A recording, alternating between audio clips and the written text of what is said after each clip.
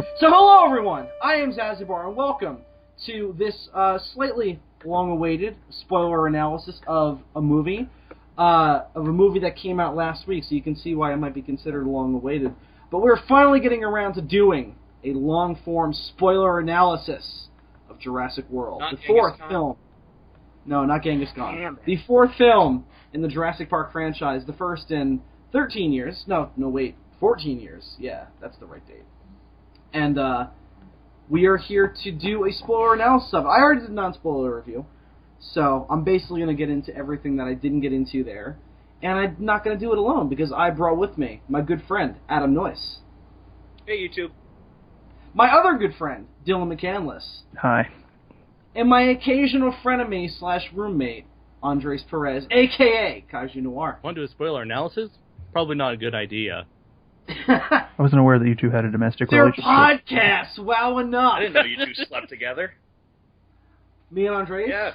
I didn't know you guys had taken this domestic. This is interesting. I can say I did not ship that at all. I did not see it coming whatsoever. Why do you think I flew out to stay in his house for a week? Oh, right, yeah. That was just like banging like... Just for 24/7. shits and giggles? Like shit, yeah. If Just for our Stayed in my house. Don't judge. slept Anyway. on my couch, ate my I food. didn't sleep on your couch. I slept near your couch. Oh yeah. You ate his food? Why would you eat anything Hispanic?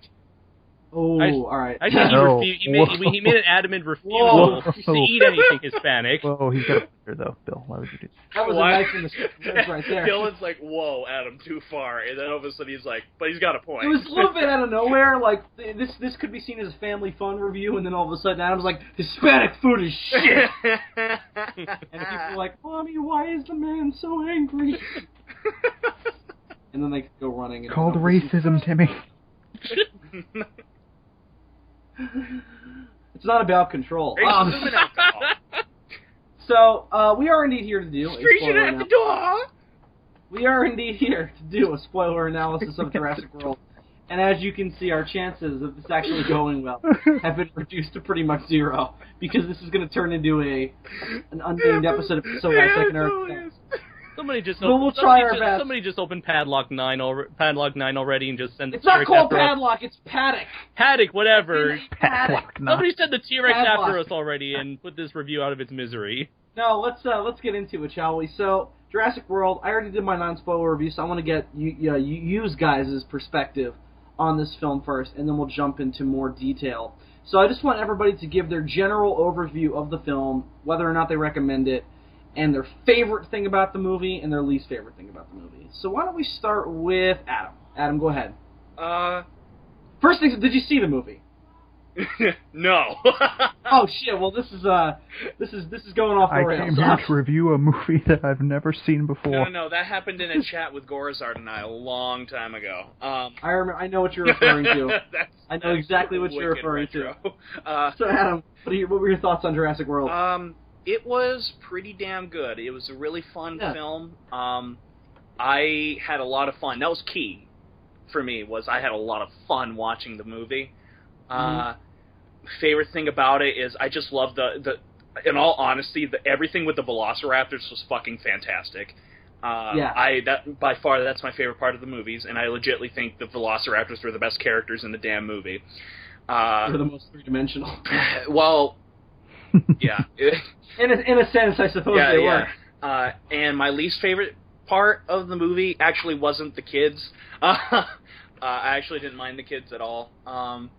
They were fine.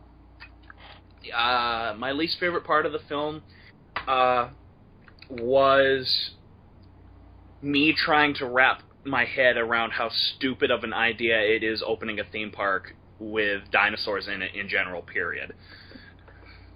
Especially with a long-running history of this island having failed dinosaur theme Isn't parks. that also And your the fact problem that with the first movie? And the fact that the first book went to great lengths to explain why it could never work. Right. I mean, that's the whole point of Jurassic Park as a concept, is that it's all about why this Well, idea is my point, I'm fun. going to get into more details of the number one thing that bugged me, and it takes more than just a quick overview for me to say it here, but, yeah. Right. But Alright, well then with your general thoughts out of the way, Andres, what did you think? Because you and I have talked the least about it, because you and I did talk to Dylan the other night, and we tried to avoid spoilers because he hasn't seen it yet. Right. Or he hadn't seen it yet. So I haven't really gotten your precise thoughts. So go ahead, general overview. Well, funny enough, going into Jurassic World, with Jurassic Park being my favorite film of all time, I was really excited for that movie. But I really didn't get as excited until I was actually in my seat, listening to the theme song, my heart was pounding, and all I wanted was a movie that was worthy enough to carry the name of, technically not Jurassic Park in the title, but, to be part of that franchise. And to have the word Jurassic in the title. True. And overall, I thought it was a worthy successor to the series. By that logic, that means Jurassic World of the Naked Amazons is also in that continuity bill. I'm cool with it. What's your favorite thing and least favorite thing? Let's see. Favorite thing. Definitely that ending, man. Those last 15 minutes, it made up for everything that occurred in Jurassic Park 3. And it was like, totally. I was like, oh my! I was like, yeah! I was screaming in my seat on opening night. I was like, yes! I felt like I was the only person fanboying that entire scene in my theater. That was me right there. I was a little bit surprised that it took as much to get my audience to cheer as it did. Like, people had to start clapping with nobody else joining in for a while until finally everybody was like, oh, we should probably be clapping because that was fucking badass.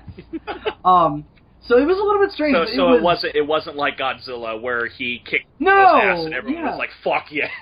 Everybody was pretty directly sold on Godzilla. With this, people were like, should we be cheering about this? And I think part of it was because, I'll get into this, but they gave us a really interesting perspective on the Indominus Rex. Mm-hmm. So the cheer for its brutal, brutal death in this movie was a little bit ambiguous, but we'll get into that. Right. So, Andres, what was your least favorite thing about the film? Least favorite thing was definitely Vincent D'Onofrio as Vic Hoskins, the head of security operations. Yeah, you did not. You weren't all for that. No, I did not. I hated that character. He was extremely cliche. He was more two-dimensional than anyone else in that film, and the fact that his death in the movie was so obviously foreshadowed. It was like you're just waiting, and like it's not a surprise at all. You're just looking at your watch every 15 minutes, and yep, when is he going to get eaten by the raptor? It's going to happen. Yep, there it goes. Nothing of value was lost. I completely agree with Andres. Yeah, I do. He definitely was a little bit of a callback to Ludlow from The Lost World in terms of how two-dimensionally slimely evil he is. He's just kind of a I should have built myself an army of dinosaurs. Well, it's kind of hilarious how over the top he is, because he's super vehement about technology today is useless because when we finally need it, it's not going to be usable. So we need something that's not reliant upon technology. So these dinosaurs are perfect for it. So which that idea is retarded, by the way. But anyways, well, it's founded on false notions of how effective these dinosaurs would be in an actual war situation. But I thought the idea was really interesting. Well, because it's a perfectly good plan if you live in the Godzilla universe where there's mind control. But in a Jurassic Park movie, it doesn't really make sense because. Well, before we get any more into it, Dylan, why don't you give us your general thoughts? Because you are the one who's seen it the most recently out of everyone here. Right. I liked it. I loved it a lot. Shocking. I don't know. I think it is a worthy successor to the series, like Andre said. And as far as my favorite thing about it, I'm not going to say the last 10 minutes because Andres already said that. So I'll name something else. This movie is jam-packed with references. It is. Oh God, yes. So many fucking references to the other movies, and I just had a blast sitting there and picking them all out one by one. And then least favorite thing, some of the effects in this one. Yeah.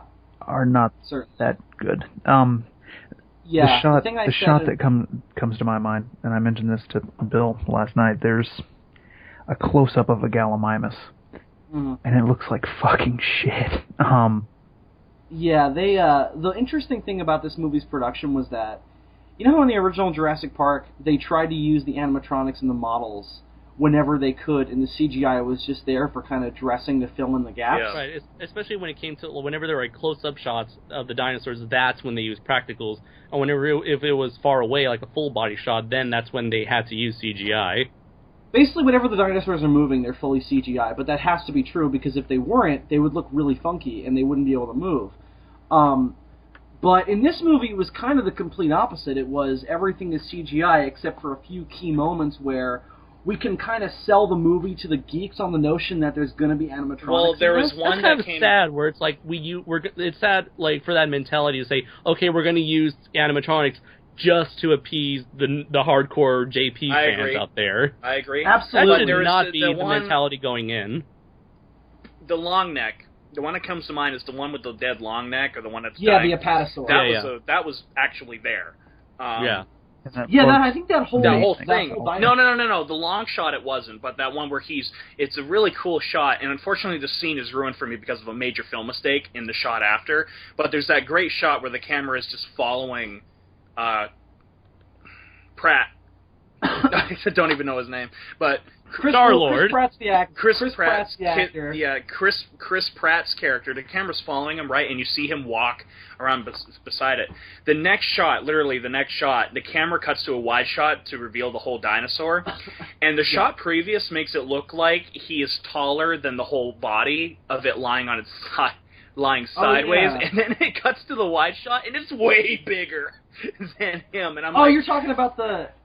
Yeah, they kind of break the 180-degree rule. No, I'm not talking about that. It's just the dinosaur's proportions don't make sense, because in one shot it's really tiny and really skinny, and then in the next shot it's really fat and over, and clearly Chris Pratt was not taller than it. It's a film mistake, and I was like, God, that totally took me out of the moment. Oh, I know what you're talking about. Yeah. No, it's just it bothered me from a sense of. I can really tell it isolates the scenes with the animatronics because they're just there for novelty. That was the only one that I noticed animatronics.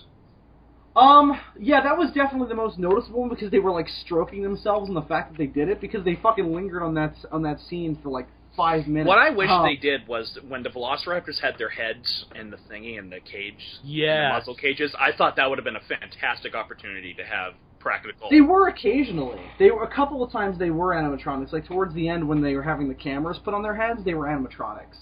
But there's that bit earlier on where Vincent D'Onofrio is hanging out with Owen's assistant, and he's like singing the Raptors this lullaby at one point, and Vincent D'Onofrio comes in, and he's like, "What's his name?" "Her name is Blue. She's a girl." And they start like petting the Raptors, and it was clearly CGI. And I'm like, why would you not use animatronics here? But then they did later on. And it looked even more inconsistent.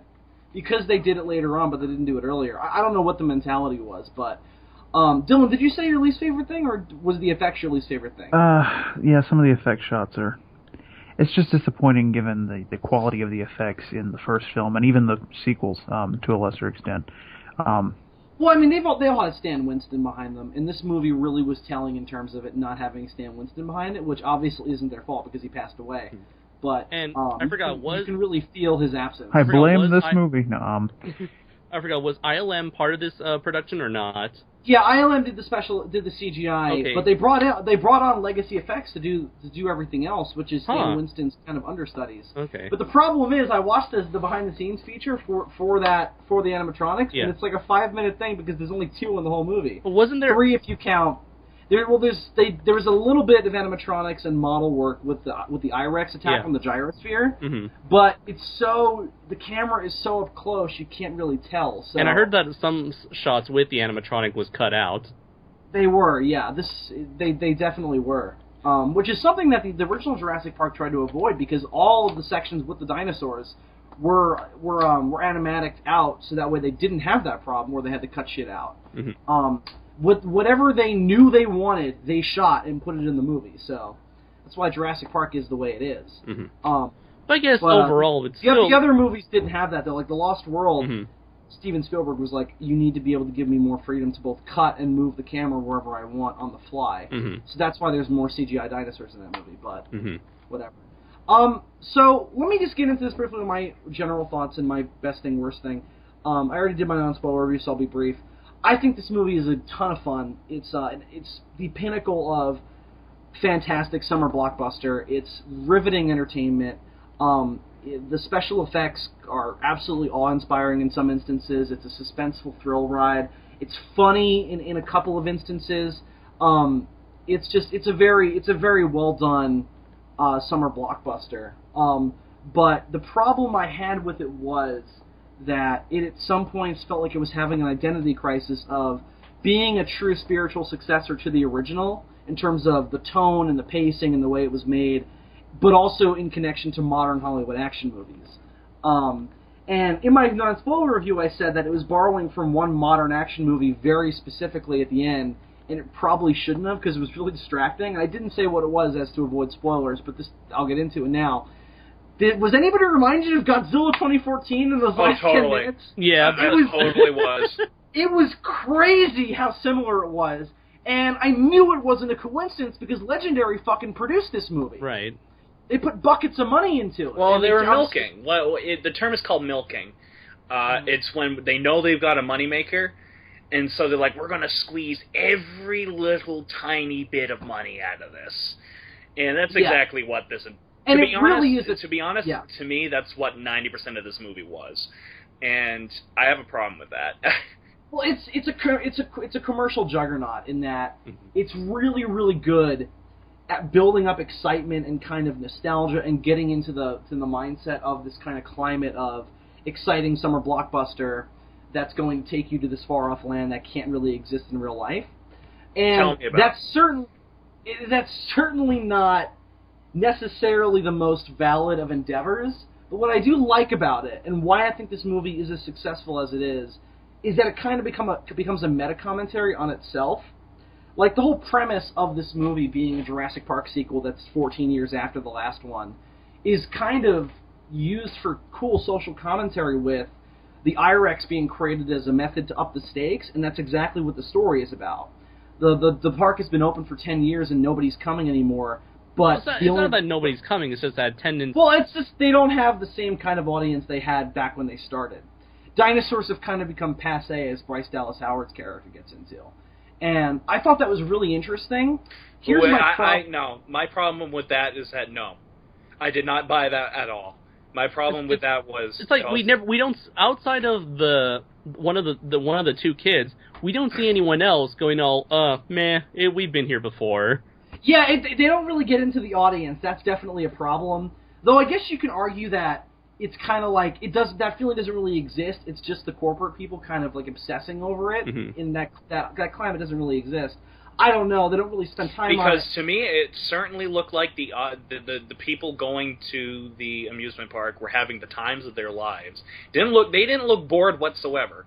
That's where my problem comes in, though, because this movie has a little bit of a problem in terms of getting us there. Because it is a sequel to Jurassic Park, but it doesn't really spend the proper time to kind of build itself into the pre-existing universe, and here's what I mean. We have no idea what happened in between Jurassic Park 3 and this to get this park going, because based on the other two sequels, which are canon for sure, even though they're not really mentioned in this, it's pretty obvious that Jurassic Park is never going to be a possibility again, especially with John Hammond not supporting that dream. And InGen's clearly given up on it by 3. Here's the problem. This whole premise hinders on Masrani's line about how he bought InGen and Jurassic Park to fulfill John Hammond's dying dream. Oh, I thought he was an extreme waste of a potential good character. Masrani? Yeah. I thought he was really fun, but he's not developed at all. Yeah, again, well, that's what I meant. He was a complete waste of a potentially good character. Yeah, but that's the whole thing. Wait, he was the Indian that couldn't fly. First off, I believe that was the message of this movie, to get even more racist. Women can't drive cars, and Indians can't fly helicopters. And white men can't train velociraptors. It's very racist. In all seriousness, like when he died, I was like, oh, god damn it, what a waste. I really liked him. It's really weird. It's like, I know some people have pointed this out on the internet, where unlike the first movie, a lot of like important primary characters do not. The majority of the primary characters, I think all the primary characters live throughout this movie. Pretty much anyone who dies are either like secondary characters that are not developed at all whatsoever, or villains. I thought Wu was going to die, and I kind of wanted him to die. Me too. I did too. I wanted him to die a horrible death.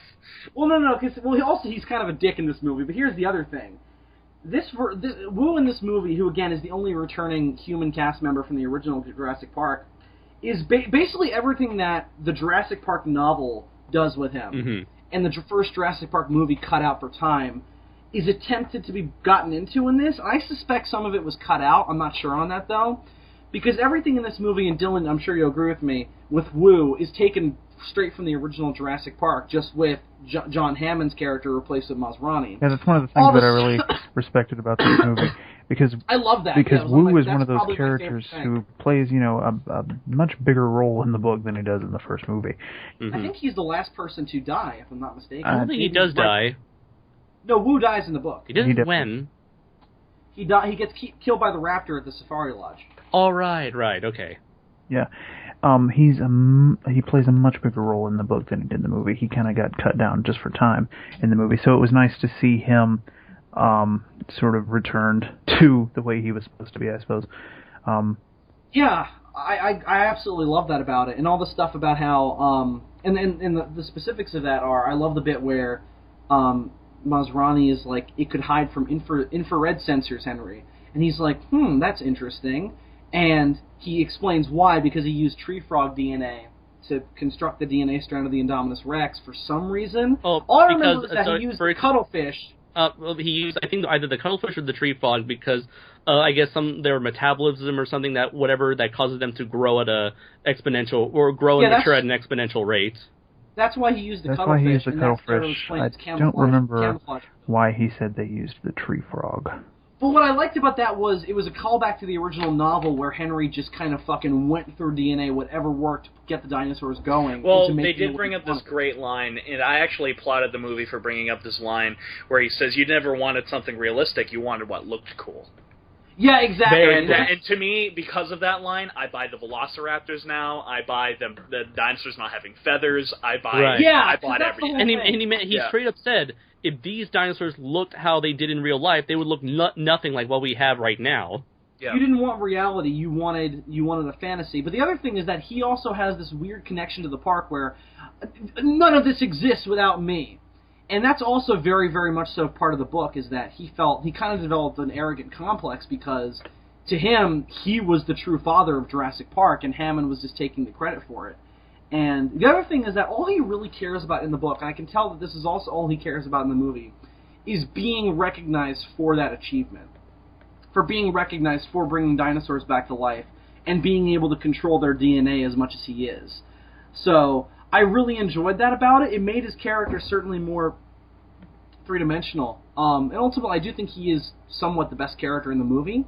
But yeah, definitely. Best written, anyway. Certainly the most three-dimensional. And now when we watch the first movie, a perfectly nice character is like, you're going to be a dick. Like, in 22 years, you're a fucking dick. Yeah, just Ian Malcolm just kicks him in the nuts. Oh, by the way, so we were talking about references to the original before. Oh, hang on, I didn't finish my point from earlier, excuse me, about my biggest problem with this movie. Mm-hmm. It makes no attempt whatsoever to explain how the park was built and what exactly the circumstances were of it being built and when it was built. All the stuff that we know, that it was built in 2005, it opened in 2005, and it's been open for 10 years, that's all from stuff that's not in the movie. We learned that from the websites and from the trailers and everything. That's not said in the movie. The status quo is just established of the park is working. Yeah, so supposedly, if we are to understand, this movie, in this universe, the Jurassic World opened up 8 years after the San Diego incident. I don't think people are willing to forgive InGen for that incident, just so soon afterwards. Yeah, it almost feels like those events are somewhat kind of brushed under the rug. Yeah, they're not really taken seriously. And I liked this a lot, though it kind of was the epitome of this problem, was the T-shirt. That scene where Bryce Dallas Howard goes into the control room, and the guy is wearing the old school Jurassic Park T-shirt that he bought off the internet. And she goes, "Where did you get that?" And he explains, "Oh, I spent $150 on it. It's near mint condition." And she asks him, "Don't you think that's in poor taste?" And I loved that because that's what was my problem when I was watching the trailers was, why the fuck would they let him wear that shirt? Because it's a reminder of their failure. Uh-huh. And I like that it was kind of they mentioned that, and also I like that it was there because it was kind of nice to just have them cut back to him and he has the original Jurassic Park logo on his shirt. It's kind of a nice reminder of where this all came from. Even though you couldn't see it clearly because he was wearing that fucking jacket. Yeah, but the other thing I liked about it was that this was kind of paid off later by what we see happen to the original Jurassic Park, where they didn't tear it down and build the new one on top of it. They abandoned it and did the other side of the island. Yeah. And, I like and they that. returned to the old visitor center later. I thought that was really cool because it gave the original Jurassic Park that same mystique that it had the first time. Yeah. That sense of kind of making... And Masrani says this, he built the park to remind man how humble he truly is. And I thought that was a good visualization of that. No, I actually completely agree with you, Bill. My number one problem with the film, if it's okay if I can just say it. Yeah, go ahead. My number one problem with the film is these guys seem to have hardly any fail-safes whatsoever if a dinosaur got loose. Yeah, they are strangely unprepared Yeah, for that. there's even though this park has been open for 10 years. There's And like because 6 people with it guns. does not take long for the Indominus Rex to shut everything down. Yeah. And I'm like, are you shitting me? You don't have any, big weapons to fucking kill a dinosaur if it's on the loose, especially if you have carnosaurs. They said they they said they had a sort rocket of launcher. yeah. They said they had had a I bomb. forgot if it was a bomb. if it was Chris Pratt or that guy with the T-shirt who said let's just get a weapon and put it on a helicopter and shoot the fucker, and to which they said no, that's corporate property. We can't afford to waste $1 million. That's fucking bullshit. I'm like, But then again, that's Well, my whole thing also is, like- from the book where it's like, I think it was Muldoon who said, "Hey, why couldn't we get better weapons in case a dinosaur got out?" To which Hammond said, "No, I don't want any but like you see, heavy duty Andres, weapons." my unfortunate problem is that's the book, not the movie. And even if I read the book, I'd still have a problem with that. But I mean, they do explain that in the movie, though, that's why he doesn't want them to kill which them. I'm not I saying- believe is a stupid ass reason why they I would mean, have it is. no fail safes, because is it they possible tried that that's once. the point they of the tried movie? one thing. Maybe, I don't know, but it bugs me because I'm like, you have a fucking, and this is my problem with the Jurassic Park franchise in general, is that it's a stupid ass fucking idea to have a theme park with fucking dinosaurs, let alone the leaf eaters, let alone the herbivores. They're dangerous enough, but I can buy them. Carnosaurs, anything that will eat meat. That's my problem, and I know. I mean, but that's the whole point, though. And I is that it know, is about it. and that's my problem with the franchise, is that I can never. Every time I watch it, it's like, Adam, just turn that off and enjoy these movies, God damn it, and I can't. And I'm like, that alone. It's kind of like me in Pacific Rim, where I'm like, why the fuck did they not just nuke the riff? Why don't they just fucking nuke the riff from the beginning? There's plenty of different ways we can combat the kaiju without building giant-ass fucking robots. And it's like, I can't turn that off. I can't turn it off whenever I watch it because I'm in analysis mode. Well, I just didn't buy that they've been open for 10 years and this has never happened before. It just didn't make any sense to me that they wouldn't be prepared for it. Yeah, it really that really bugged me about it as well. And But- and the other thing that bugged me was that the whole thing where they're looking at it through the thermal, when the Indominus Rex hides, Yeah, when it's revealed that it can camouflage itself, yeah. When it's still in the paddock? when it's when it's out in like the jungle or whatever. No. When he was hiding and he clawed when he was in the paddock, he's hiding himself. All right. Those thermal cameras still would have picked him up. Yeah, well, no, my whole thing was like, that paddock is not that big. Well, no. What I mean by that is that thermal cameras, even if something is purely camouflaged that good, will still pick it up. Yeah. And I'm but like, anyway, and I'm like, no. And I sat but there, I was like, no. the whole thing is that guy is sitting there, and regardless of whether or not he's incompetent in any sense, the dinosaur was making the claw marks over the wall like maybe 16 feet away from him. I know, yeah. So it would be making noise, and he'd be like, hey guys, the Indominus Rex is trying to get out of the paddock. So I don't know how he didn't notice it, and he would have caught on to the whole plan. That's another problem that I had with the film as well, is it's like, so we genetically made our own dinosaur. Do you realize how many dinosaurs they're discovering every fucking day? Well, yeah, it's... I'm like, you could have... There's so many different dinosaurs you could pick from that we're discovering every fucking day.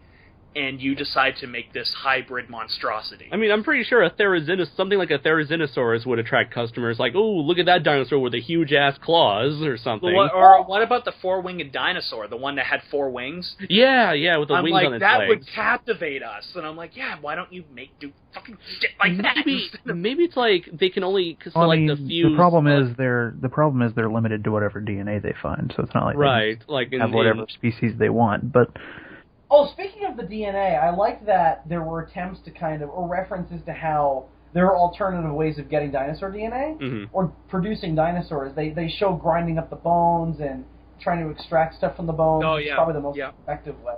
But then the other one, which is something that's only been proposed recently, is they're trying to de-evolve already existing animals. Yeah, like there's a shot. I'm going to bring this up. No, I'm just on a racist binge here. In the 1940s, Adolf Hitler was obsessed with they actually got this idea from that, with this ideas of, there was like this gigantic bull in legends, in Germanic legend, that was like a prehistoric bull, and he tried to genetically evolve these regular bulls into recreating that bull. Mm-hmm. And the thing was, they said that the actual big bull, not the one that was evolving, but the actual big bull was a completely different species from the bull.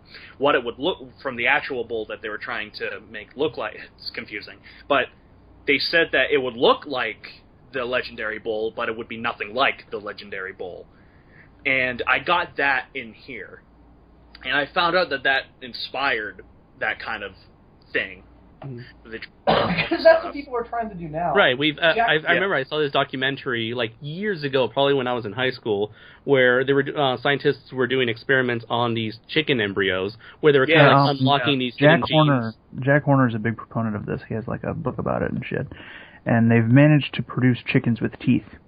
And it's a longer tail, I think. Yeah. Well, they've been able to get rid of the beak, is the thing. But that's also interesting, is that Jack Horner, who is the paleontological consultant on all 4 Jurassic Park movies, is the one who proposed that idea, and it was cool to see that in here.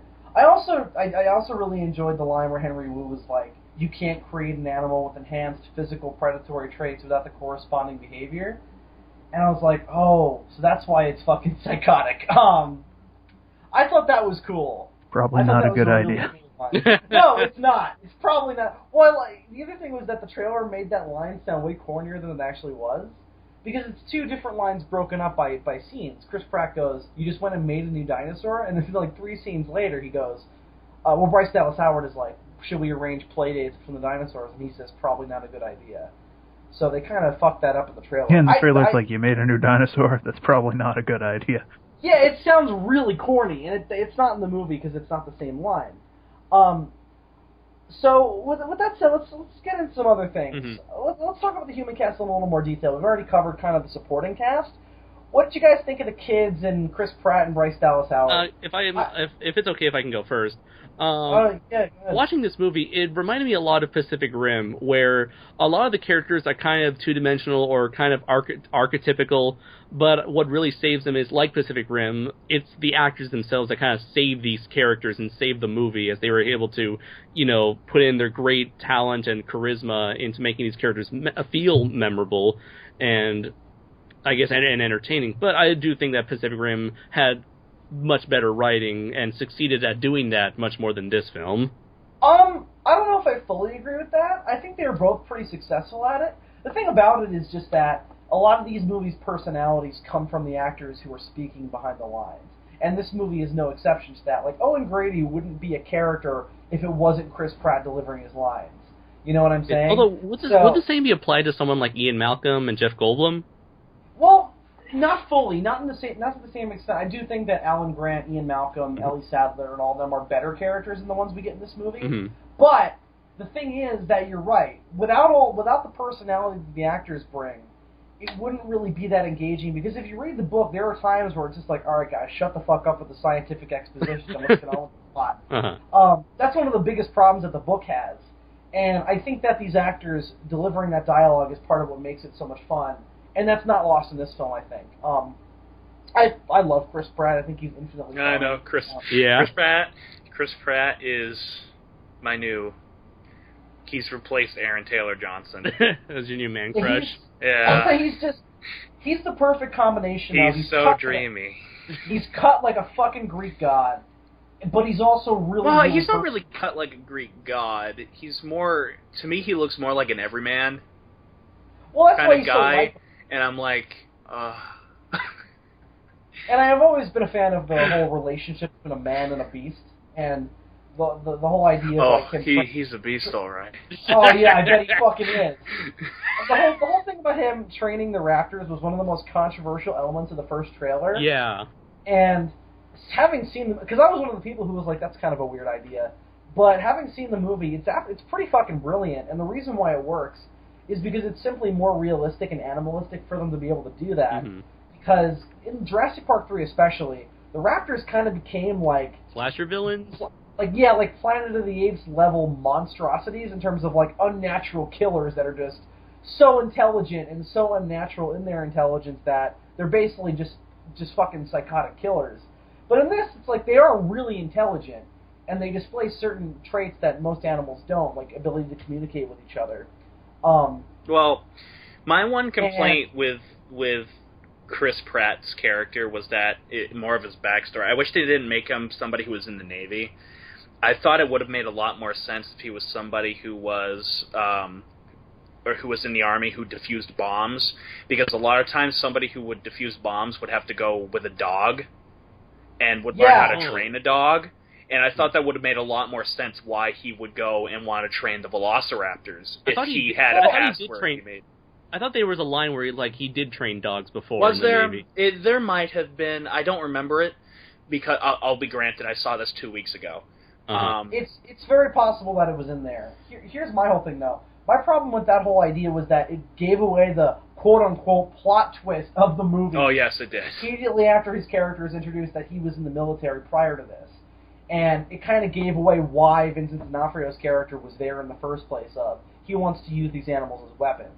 And I was like, alright, that's kind of a cool idea, but it's now spoiled by the fact that it was just spoiled. But I said in my review for Submersion of Japan, though, I know this sounds like I'm knocking this movie and that I hate it. I don't. Far from it, actually. I really enjoy it.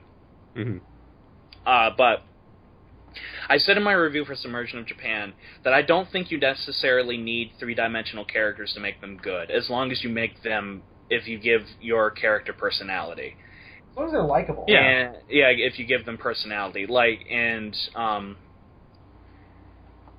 And to me, this is no example. I really enjoyed Chris Pratt, not just because he's hot, but because... although that is certainly part of it. Though that is certainly part. That's the only reason why I watched Guardians of the Galaxy. But I genuinely enjoyed his character. I loved... Whenever he was on screen, I was like, my eyes were glued to him. It's like he has a presence in there. Yeah. I liked him. Believe it or not, I liked his sort of de facto girlfriend. The girl with the red hair. Oh, Bryce Dallas Howard? Yes. She is an amazing actress, by the way. It takes a lot of talent, because I saw her. She was on this interview with Conan, and I was like, oh, God, this is going to be great. And she can cry on demand, and she can get angry on demand, and she did it on the show. She went through every single range of emotion she could possibly go through, like on demand. And I'm like, you have no idea how much talent that takes. And I give her props for that. And I liked her in this movie. She was almost more the protagonist than Chris Pratt was in some instances. I don't agree with that. I guess in the fact that she had a bit of a character arc, much more so than Chris Pratt did. Yeah, her character arc was a little bit cartoony. I liked her better than I liked Two Kids, though I'll be honest, I didn't hate the Two Kids. And I actually applaud the movie for doing that, because normally I'm like, fuck kids when they're in a movie like this. But I was like, okay, I liked them. They were okay. Their divorce subplot meant nothing. Yeah, it meant nothing. Went nowhere. What would you say? It was very... it kind of seemed like a stretch. Like the writers just put it in there just to have us feel sympathy for these characters, Well, it was as forced in there to create secondary drama as it was in Jurassic Park 3. But there's except no it's real worse here. connection to the main plot, nor is there any real Well, that's- resolution yeah. to it. Yeah. At least in Jurassic Park 3, the divorce subplot was happening during the events of the movie. And even in Anybody the else- first movie, I'm sorry we keep bringing up the book, but in the book, Lex and Tim's parents were getting a divorce, but they cut that shit out in the movie because it meant nothing. Why is there always going to be divorce in these fucking Jurassic Park movies? Fucking Jeff Goldblum. Apparently Jurassic Park causes divorce. That's the message we need with to walk a side away from effect here. of death. Jurassic Park kills people and marriage. It kills Don't like people in there. dinosaurs, you may lose your spouse. Did anybody else think it would have been a little bit better if Chris Pratt's character turned out to be the kid from the first Jurassic Park movie? Yeah. That's actually like a major fan theory. It's really just like, Yes. Yes. That was pretty great. It's actually like a major fan theory that's going around. It is, and I totally didn't think about it until I read it, and I was like, my God, this film would have been so much better, and I would have bought that character a whole shit ton more if that turned out to be the same That guy. would have been cool. I don't know if it might have been a little gimmicky though, just to give us another character from the first movie to come back. No, I would have bought that more than the scientist. Or, what I liked about them bringing back Dr. Wu was there was that line where Masrani was like, Hammond won't be there to protect you this time, and I was like, yep, because it's because he's dead. Well, I mean, I thought it made my... sense. I thought it made sense for Dr. Wu to come back just because he was always on InGen's payroll. I mean, he got off the island alive in the first movie, and can we talk about that for a second? How I guess that doesn't make any sense? I guess we can assume that he was behind all that shady shit in JP3 because there are so many unexplained things in that movie. Okay. I don't remember there being a Spinosaurus on the list. Don't know there was. Right. And there's that whole drop subplot of that. What else are they up to? And they never get into it. Couple things. So I like that InGen was present because it made it feel more connected to the previous three films than it might have without them, with just the Masrani Corps. Mm-hmm. Here's why it's a problem, though.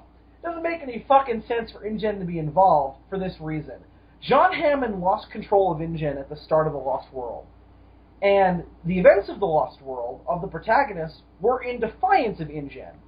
Now, Masrani mentions that the whole reason he's built Jurassic World is because it was John Hammond's dying wish to have the park built, which again is completely contrary to the character arc he went through in the original Jurassic Park and is cemented in The Lost World. I even forgot he was in the first Jurassic Park movie, to be honest.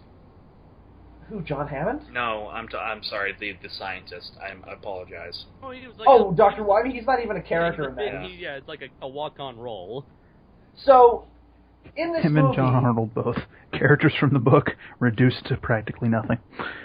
So here's what we end up with. We end up with a new Jurassic Park built under the tutelage of John Hammond, with Masrani running it. But InGen has to be involved somehow because the park is owned by InGen. But my whole problem with that was Masrani knows that InGen and John Hammond didn't get along, so why the fuck would he agree to let them control the private security? Because he should probably know that they're probably going to try and fuck him over, because they don't have no faith in Jurassic World. Well, the thing is, the whole relationship between Masrani Industries or Corporation or whatever the fuck that company's called, and InGen is it's not very well defined, and so you don't really... No, and the whole problem with that is that they don't develop what happened in the universe in between this and Jurassic Park 3. So we have no idea, like, how this business relationship works, and that's really what it feels... all the stuff online was like, Masrani bought InGen, and now he's doing all this shit with the dinosaurs, but the way it's portrayed in the movie, it almost feels like they've got, like, a partnership going on of some kind. Yeah, InGen is still a company, and it wasn't in Jurassic Park 3. Maybe that's the reason why they kept the whole... the time between Jurassic Park 3 and Jurassic World so vague is because maybe the writers, I don't know, were they pressed for time? Were they just lazy? Or probably what lazy, was to be completely honest. Well, they just had no interest in revisiting the storylines of The Lost World or JP3. Which I'm like, alright, they're not the best things ever, but if they're still going to be canon, which they are, you need to explain how we got from those to this. And the fact that they don't is not lazy, it's just kind of short-sighted, because they didn't foresee the problems that creates in this story. Well, and the other problem is by not drawing attention to the fact that there were two other movies in between, it raises so many questions like, why the fuck would they do this after there was a T-Rex in San Diego? I was shocked to see some of the animals from the first movie still in that park, which I guess will get us into the T-Rex in this movie, because it's kind of the best part next to the raptors. I wish they kind of established him better than just that one goatee scene. It's a her, thank you very much. No, it's all good. They call it a him in the book anyway. Yes, it's true. I wish we could have gotten like more Dilophosauruses, because I want a full-grown Dilophosaurus in these movies. I actually really liked what they did with the Dilophosaurus in this. Poor fucking dinosaur. He's in the first movie. He has kind of a big role in the first movie, and then nothing in the sequels. And then in which one was the Dilophosaur? The frill and the spitty. Juris, he kills Newman. Anyway, yes, Juris. Okay. Killed Newman. If you just said the one that looks like Juris, I would have been like, Well, anyway, he kind of got shafted in the sequels, and now he's just like a joke by Jimmy Fallon and a hologram. And in the book, there was like a whole herd of like Dilophosaurs that were like. There's this scene where they're going down the river on the raft, and they describe like hearing the Dilophosaurs in the field, and they sound like owls. Yeah, and they're spitting at them from the banks. They incorporate that into the Jurassic Park theme park ride. Did they really? Where there's two Dilophosaurs on the banks, and they're spitting at the rafts. And then there's one more that shows up at the very end of the ride just to get you. Yeah, and if it's not timed properly, it falls apart. I also wish that we could get Carnotaurs in one of these movies, because the Carnotaurs are in the second book, and in the second book they actually have camouflaging powers like what the I-Rex has in this movie. Isn't there a Carnotaur briefly in? No, that's a Ceratosaur. Ceratosaur. Okay. Yeah, the one with the horn on the nose. That's so random, by the way. They make a point in the Lost World about how the dinosaurs are super territorial, and there's just big predators wandering in and out of each other's territories, and I'm like, that probably wouldn't they happen. made a big deal about the Spinosaurus not being on InGen's list. I don't remember a fucking Ceratosaur in the first movie either. Yeah, I know. Or Ankylosaurs, or... Oh yeah, that reminds me. One of the biggest things that's missing from this movie, what the fuck happened to Isla Sorna? There's an entire what the fuck island! are you guys talking about? The second island from the second from the second and third movies. All I hear is these like big Latin names, and I'm like, what? Well, no, so, okay. Again, it's the consequence of them not having any interest in continuing the story of the Lost World or JP3. So they just completely ignore Isla Sorna. Now, I'm leading my way to assume that that's just because it's restricted, it's off-limits, it's just a natural preserve. And so therefore there's no need to mention it. But the problem is, in Jurassic Park 3, people crashed on that island, and it probably wouldn't remain a natural preserve. And also, if Masrani and InGen build a new park, wouldn't they just take dinosaurs from that island so they didn't have to make new ones? Because that's super expensive. They talk about how in the first book how expensive it is to make a dinosaur. So why don't they just go to Isla Sorna and take some of those? I mean, they might have. They might have. We just don't. They might have. We just don't know. I'm assuming not, though. Obviously, they're still cooking up new species, or else we wouldn't have a mosasaur. Which, how the fuck they got that DNA? Don't even ask me. Apparently, Colin Trevorrow tweeted about how it's done. I didn't see the tweet. Neither did I. I'm assuming it doesn't make any yes. sense. Twitter, the scientific go-to. So, but the reason why I don't assume that any of the dinosaurs on Isla Nublar in this movie are from Isla Sorna is because the T-Rex is the one from the first movie. So I'm led to assume if there's any animals in this from the first movie, and from the original three, it's all from the first movie. So I'm assuming that Isla Sorna is still untouched. I just wish we knew. The actual reason we didn't see that Dilophosaur is that he's now old and fat and hangs out in like a bungalow. And is motion captured by Wilford Brimley. Yeah, right. Okay, that makes sense. So it bugged me. Again, I know why they didn't do it. It's just them covering up their eyes, just like Jurassic Park 2 and 3. What are those? No, I can tell you my favorite reference in the movie. Well, yeah. Let's get into the dinosaurs quick, and then we'll get into those. All right. So we'll talk about special effects as well. What did everybody think of the dinosaurs? Were they exciting to see? And the thing I've been hearing the most about this movie, why people are really liking it, is that it recaptured that sense of wonder that the sequels lost from the first movie. I agree. And I agree with that as well. That's part of why I think this movie works so well, was that it really fought hard to recapture that sense of... Another thing, too, I believe this movie was beautifully shot. The cinematography was pretty good. Again, it's very Spielbergian in its tone, and that's intentional. I totally forgot that Michael Giacchino did the music for this movie. Yeah. There was a point where I said, "This doesn't sound like John Williams," and I was like, "This sounds like Michael Giacchino." Oh yeah. Giacchino.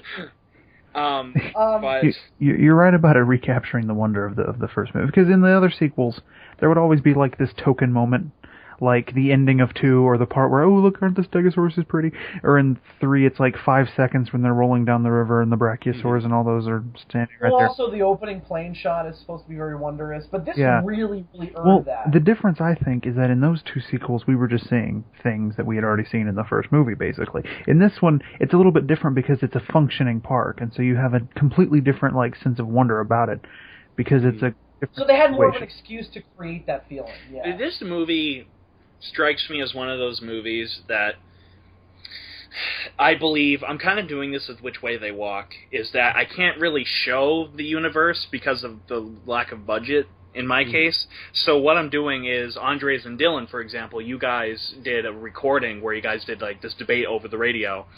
That way it would explain part of the universe. You just have to listen to it. If you don't have to, but you just need to listen to it. I felt like this movie could have really benefited from more of that.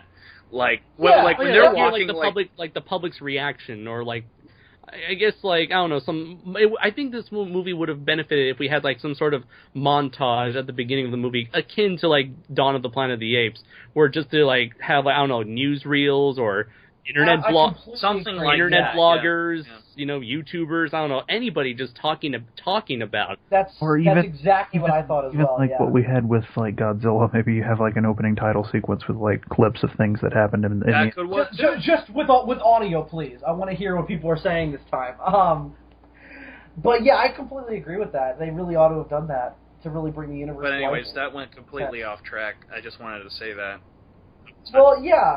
So, good job on recapturing the wonder. Just quickly, they didn't use the theme song in really weird places. That really bugged me. I mean, when I heard that theme song, I was just glad it was there. Yeah, it's true. But it's like, at least they used the theme song in a much better fashion than what RoboCop did with its classic theme song. Oh yeah, fuck that movie. Fuck that movie. I hate that movie so much. That movie can die, Andres. We don't speak of that. You go hell, you die. We don't speak of that movie, Andres. But it was better in this and that. It was used to recapture some of that wonder. I'll say opening doors and looking at buildings and a helicopter. I liked the piano rendition of the doo doo doo. Yeah, that was. I love that. I love that. And when I heard that track in the movie, I was sitting there and I smiled and I was thinking of Andres the entire time. I'm like, what? I was like, what is he thinking of right now? I was just telling you, man. Fucking dinosaurs. Fucking dinosaurs. Well, I did have to admit that I laughed hearing our friend Tommy Nickel suddenly, randomly, one day started singing the Jurassic Park theme as we're making Star Wars with the dinosaurs. And I couldn't stop laughing. So when I was watching that, I was like, okay. I stick with a little bit because of that too. Yeah. The best use of the theme song in the movie, I think, is undebatably when they return to the original visitor center. Oh yeah, it's like oh, that was great. Yeah. That picture, like you see the old paintings of the dinosaurs and the raptors on the wall. Kind of like, I guess, that similar dining hall. Oh my god, you should have seen me with that. When I saw that painting of the raptor, I said, if you fucking move. Well, that was they totally faked out the audience where they like linger on it. It's like, is it gonna move? Is it going to move? And it didn't. Yeah, because you had that moment in the first movie, and then you had a similar thing in JP3 where you see the Velociraptor head in the tube. Yeah. And Leone's like... Which was completely unnecessary how that worked. Leone's like, the fuck is that? And then it, like, attacks her. Yeah. No, I really enjoyed that. I love the banner. That was great. That mural is so... I never realized how much nostalgia I had connected just to that fucking mural. Really? Yeah, it's like, Bill... Like, Bill, remember when we were in, like, the little in Universal Studios, the little restaurant next to the Jurassic Park ride, and they recreated that mural around the wall? Yeah, they had that mural on the wall. That was really cool. I told Bill, something that always stuck out to me about the first movie is that mural looks like every illustration in every dinosaur book that was around when I was a kid. Like, it just has that, like, look to it. And so there's just something, like, really nostalgic about it. And then when Chris Pratt finds it and he touches the picture of the raptor, I was like, oh. Chris Pratt doesn't touch the raptor, does he? I thought it was the kid. Yeah, I thought it was the kid. Oh, wait, maybe it was the kid. Chris Pratt and Bryce, Owen and... They just go to the garage. Owen and Claire, they go to the garage straight and they to the find. Also, Oh, I love it. I love it how they found those goggles. I love how they found. That was fantastic. I was like, major boner right there. I also Major liked that boner. they found. I was like, yes. They found Tim's shirt from the first movie. Yeah. Chris Pratt picks it up and goes, "Is this one of theirs?" And it's Tim's shirt from the original Jurassic Park. I didn't notice that one. The Jeep that they get in, Jeep 29, Yeah. is the Jeep that was used to pick them up from the helicopter. I can tell you, though, my favorite references, you guys are going to laugh, but it's when the T-Rex bursts through the Spinosaur skeleton. Yeah, that was. I didn't notice that. was I didn't notice that until the most recent TV spot came out. I was like, oh yeah, the T-Rex did that. I was like, I literally screamed in my seat. I was like, yes! One thing that I thought was very clever is that the way Mr. Masrani dies in the movie is the way that the second movie was supposed to end. The ending of with the pterosaurs. Yeah. ending of the second movie before they came up with taking the T-Rex back to San Diego, because Spielberg kind of came up with that last minute. Spielberg was like, I want to direct a Godzilla movie without Godzilla. The original ending of The Lost World is they're getting away in that helicopter and then it gets attacked by a pterodactyl. And that's how it ends, and they all die? I don't know if they escape I think they somehow still get away. Another day. They escape in that version, but I just I don't know if that was. Well, they kind of broke it up between. I don't know if that was an intentional callback, but I was like sitting there in the theater. I was like, oh, that's nice. That bitch who was following the kids. They're keeping an eye on the kids for the redhead. I didn't think she was a bitch. I didn't like her, and I was very happy to see her die a horrible. Really? I thought it was so fucked up. Nothing to hurt that death. Her fucking death scene reminded me of the woman from Daimajin. Oh my god, I was thinking that too. I was like, just fucking die already. Because the thing you notice about the Jurassic Park movies is that there's never a girl that gets eaten in the movies by a dinosaur. Like, you have the girl in the second one that gets mauled off screen, but no woman ever dies by a dinosaur's hand. Well, we've also never seen people, like, just fucking shoot. Well, we'll get to that. So finally in Jurassic World, we see a woman get eaten by a dinosaur, and she gets the most fucked up death in the entire franchise. For me, it was a fantastic moment. I was like, holy shit, that's fucked up. From, like, my inner, like, cathartic sense of, like, I don't know, destruction or whatever. The person that likes that freaking Devil Man or whatever that from my inner Go Nagai lover. Go Nagai fan. Yeah, from the inner Go Nagai fan in me was like, yeah, that was fucked up, but it was pretty fucking awesome. Well, it was just like, the best part was how they kept faking you out with the mosasaur. Keep dropping her in the water. She goes down in the water, and I thought the mosasaur was going to get her then, and then the pterosaur spears into the water, which I loved how they show that, because that's yeah, that was great. That was very bird-like. And what makes it work is that shot where the mosasaur comes out of the water and eats and grabs the pterosaur by its hind legs. When you watch that in the trailer, you have no idea that pterosaur is carrying a British woman. Yeah. Well, they didn't CG her in there. And so when you watch the scene in the movie, you get the same exact thrill, but there's a little extra. There's a British woman get eaten. If it was an American woman, fuck this movie. But if it was a British woman, fuck yeah. If it would have been Laura Dern from the beginning, then fuck. Was the mosasaur the real hero of the story? And I think the answer is yes. Is man truly at heart a mosasaur? Well, because not only the mosasaur is to Jurassic World as the T-Rex was to Jurassic Park. The mosasaurus is a living embodiment of the Chekhov's gun. You know, there was a kid sitting next to me, because there was a bunch of when we went to see it Saturday, so there's a bunch of kids in this tourist-heavy area. And a bunch of kids were sitting in the front row. I shit you not, when that scene where they show off the mosasaur for the first time, one of the kids said, "Is that Godzilla?" Aww. I am not fucking kidding. And I was like, yes. Yes. On the back of the head, said, no, it's not. Not Godzilla. No, it's not. I'm about to go full on fanboy on your ass. You fucking prick, it's not Godzilla. I thought that was fantastic. No, but it was just this little 5-year-old kid that said that, and I was like, yes. I also loved how the seats went down to see the lower tank, and that was a reference to the ride from the first movie. Oh, I thought that was a reference to Star Trek 4. No, it was clearly a reference to the first movie, because there's that... Remember that when they go into the theater and they watch the Mr. DNA film? By the way, Mr. DNA had the best role. I know! That was awesome. I was like, oh my god, it's Mr. DNA! They fucked up his voice, though, because it wasn't that guy. It wasn't Donatello's guy. And he didn't say it's that long, so it's kind of ruined the whole... Man, this week that line has become our favorite line ever. Oh, what a bloody It's always been legend. my favorite line from Jurassic Park. It's that long, but Wait, No, but did something happen behind the scenes and it just went right over my head right there? Yes. I just thought that was great. Adam, there's a part in. Hold on, I made a meme about it. I'll share the meme with. Now. That just went right over my fucking head. I am so out of the loop with you guys right now. What a bloody legend. You guys are talking about all these dinosaurs? He doesn't know. Okay. You guys are talking about all these dinosaurs, and I'm like, what the fuck? You're not a real nerd. You don't know your dinosaur species. One of them fake nerds. I'm like Philo. Name that, but name a Star Trek species, and I'm on it. Yeah, well, dinosaurs were real. Yeah, the Indominus Rex is my favorite real dinosaur. He's an extreme dinosaur. Oh, I saw this. Yeah. You did, yeah. It's that That's the long. line that Mr. DNA says in the first movie. Yeah. Oh, also, there's Super funny out of Mr. context. There's Mr. DNA porn as well. Yeah, It's a thing. we found out. Oh, Fuck the internet. I love the internet. Shut up. If you go Google, Sure, but there's a lot of fucked up things about There's it. a lot of Go fucked search- up things on the if you go internet. search for Mr. DNA on Rule 34, there are 2 images. Why are we getting into this?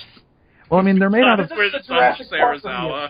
I mean, Oh, Mr. yeah. DNA is made out of dots, so you can't really call them graphic, but they are pornographic. LOL. In a I'm sense. typing it up. Okay. Alright, well, while you're doing that, I forget what we were talking about. I think we were talking about the I fight. think we were talking about the So- Mosasaur. Yeah, we talked about the Mosasaurus and the fucked Well, up death. didn't you guys like how the seats were kind of a reference to the original, and that kind of transitions us into the wonder of the park, because that's when they go on the gyrosphere. By the way, I Oh, didn't- I gotta Gyrosphere- ask. I have a big question about how the gyrospheres work. Are they by the remote? way, Are they, dumbest idea for a theme park ride with animals ever. are they remote there were no controlled, images. or Clearly they're not, because the kid drives they it were into able to the woods. walk off, like run off? No, he's driving it. Yeah, how the fuck does that? What prevents them from like going off into the park and like doing Oh, their own thing you know like that they did in the gate? movie? You know that gate that was open that we don't really get a good explanation for why it was open? That would have normally the been Indominus Rex tore a hole through That it. would- I don't know how it did it. that would have but- normally been closed, Andres. And so usually what happens is the people are in their little gyrosphere and they're just going around in a big field of non-lethal dinosaurs that probably came from that fucking petting zoo, and so they're not going to attack humans because they've been around humans their whole lives. By the way, that petting zoo, I loved it. Yeah, They had yeah, saddles on a Triceratops, and I was like, this is fun. It was strangely kind of sad to see the dinosaurs beneath. Fucking Jeff! Found the porn, didn't he? He found the porn. He realized it was that long. It's that long. Fucking Jeff! What a bloody legend. So, yeah, I thought that was great. I also liked how the T-Rex was... sorry. I forgot to say, but in terms of what would the Jurassic World employees need to do in order to retrieve them in case one person decides to be an asshole and decide not to come back and return? What if they decided to, like, make them run into the dinosaurs? Like, there's nothing to prevent that. Oh, God, what are you sending me? Like, wouldn't it be a lot more... I don't know, like, if... I get that they were trying to do a bit of, like, the whole Universal Studio Tour thing with the gyroscope, with the gyrospheres. Yeah, that was fine. Yeah, I like that idea, but it's like, again, what prevents them... Like, how do they control that whole system? Oh, that's hot. That's hot right there. Does it make you moist? Oh, oh, oh. Facial reactions. Hey, look, it's one of those. It's one of them. They're toothed pterodactyls. So yeah, the gyrosphere is kind of a bad idea as part of a theme park ride. Look at the comments. The 5th comment down. What does it say? They fucking hurts. They do fucking hurts.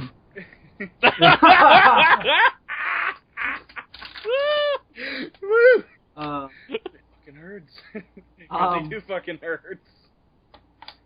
So what I did like about the gyrospheres though was that they were a good attempt to reference the original again with the T-Rex attacking the Jeeps in the first movie and Yeah. the Indominus Rex attacking the gyrosphere in this. Mhm. That was cool. I also liked the reference where the Indominus Rex bit down on the gyrosphere and then its jaw extended. Oh, That was yeah. really cool because it was a nice reference to the fact that it had snake DNA in it. Oh that yeah, was nice. and we may seem to have had may or maybe not have gotten a reference to Godzilla Raids Again. No, I don't think it was intentional, but that did definitely show me that it's time for a new CGI Anguirus Godzilla fight. Yeah. That's what I So, thought. Oh, yeah, he it's broke definitely that thing's fucking neck. I was like, yeah, it was jeez. pretty fucked up. Yeah. I like that this dinosaur's kill move is breaking the motherfuckers. Oh, I like how It's he pretty badass. tries to bite the thing's back because he's been raised in she's been raised in isolation. She doesn't know what the fuck she's fighting, and so she's like, I'll fucking bite it, and then she's like, oh shit, that's not gonna work. Like you could. Did you guys you like could the see whole her? thing of- You could see her working things out. You can tell they're working things out. That's why we have to feed them like this. She had them attacking the fences when the fetus came. Should all be destroyed. No. They should all be destroyed. I also like that reference to the original where she was like, they had to stop feeding the Indominus Rex with people because she started attacking the feeders. And she also killed her only sibling. That was pretty great. Where's the sibling? She not only killed it, she ate it. Yeah, it's fucked That's up. another line in the trailer that I thought Chris Pratt was saying. Like, I thought that was part of that, like... What happened to the sibling? Yeah, that was Masrani's line. Yeah. Think it'll scare the kids? This will give their parents nightmares. I'd shit myself if I saw that thing. Like, that whole T-Rex feeding scene, that terrified me. Because I was like, I couldn't be in that fucking wooden glass display. I'd freak the fuck out. Because the T-Rex is like 10 feet away from me, chowing down especially on since everyone goat. in there is like fucking jumping around and waving their arms, and we all know his vision's based on movement. Shouldn't they be standing there absolutely Nobody still? move a muscle. I mean, I guess if it was a two-way mirror and like she couldn't see in. No, I don't think she was able to see them. So, yeah, there's got to be some kind of a system. It seems also that she only attacks things that the flare is thrown at, because that's why she eats the goat, but also attacks the Indominus Rex. Yeah. That was awesome, by the way. We also where she was running away from the T-Rex, and she threw the flare at the Indominus, and then the T-Rex just burst through, Yes. and we heard that iconic roar.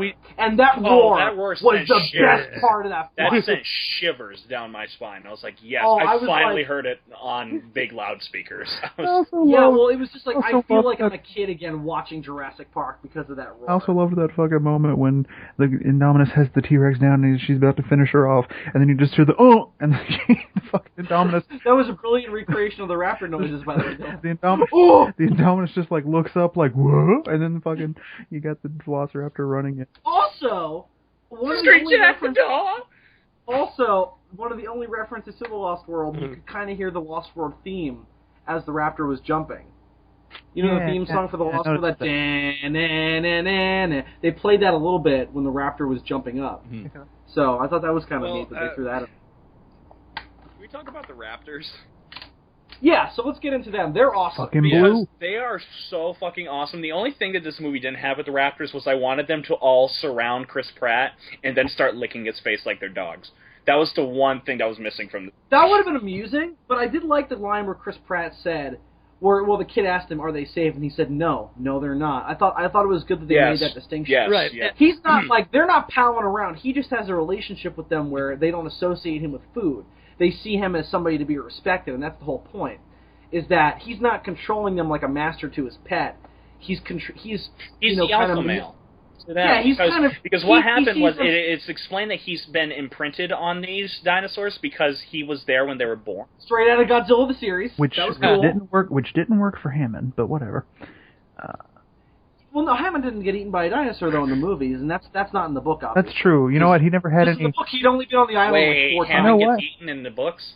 Yeah, he does. Yes. He gets eaten by He dies in the he gets eaten by the Compsognathus. spoilers. What the fuck kind of dinosaur is that again?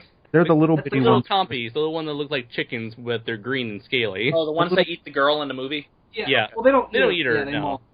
Anyway, yeah, I don't think Hammond actually has any run-ins with like the Raptors in the movie, does he? No, there's never a point in the movies where he's at God, what a defeat. terrible way to die. Out of all the dinosaurs to get eaten by, they get torn apart by those little tiny things.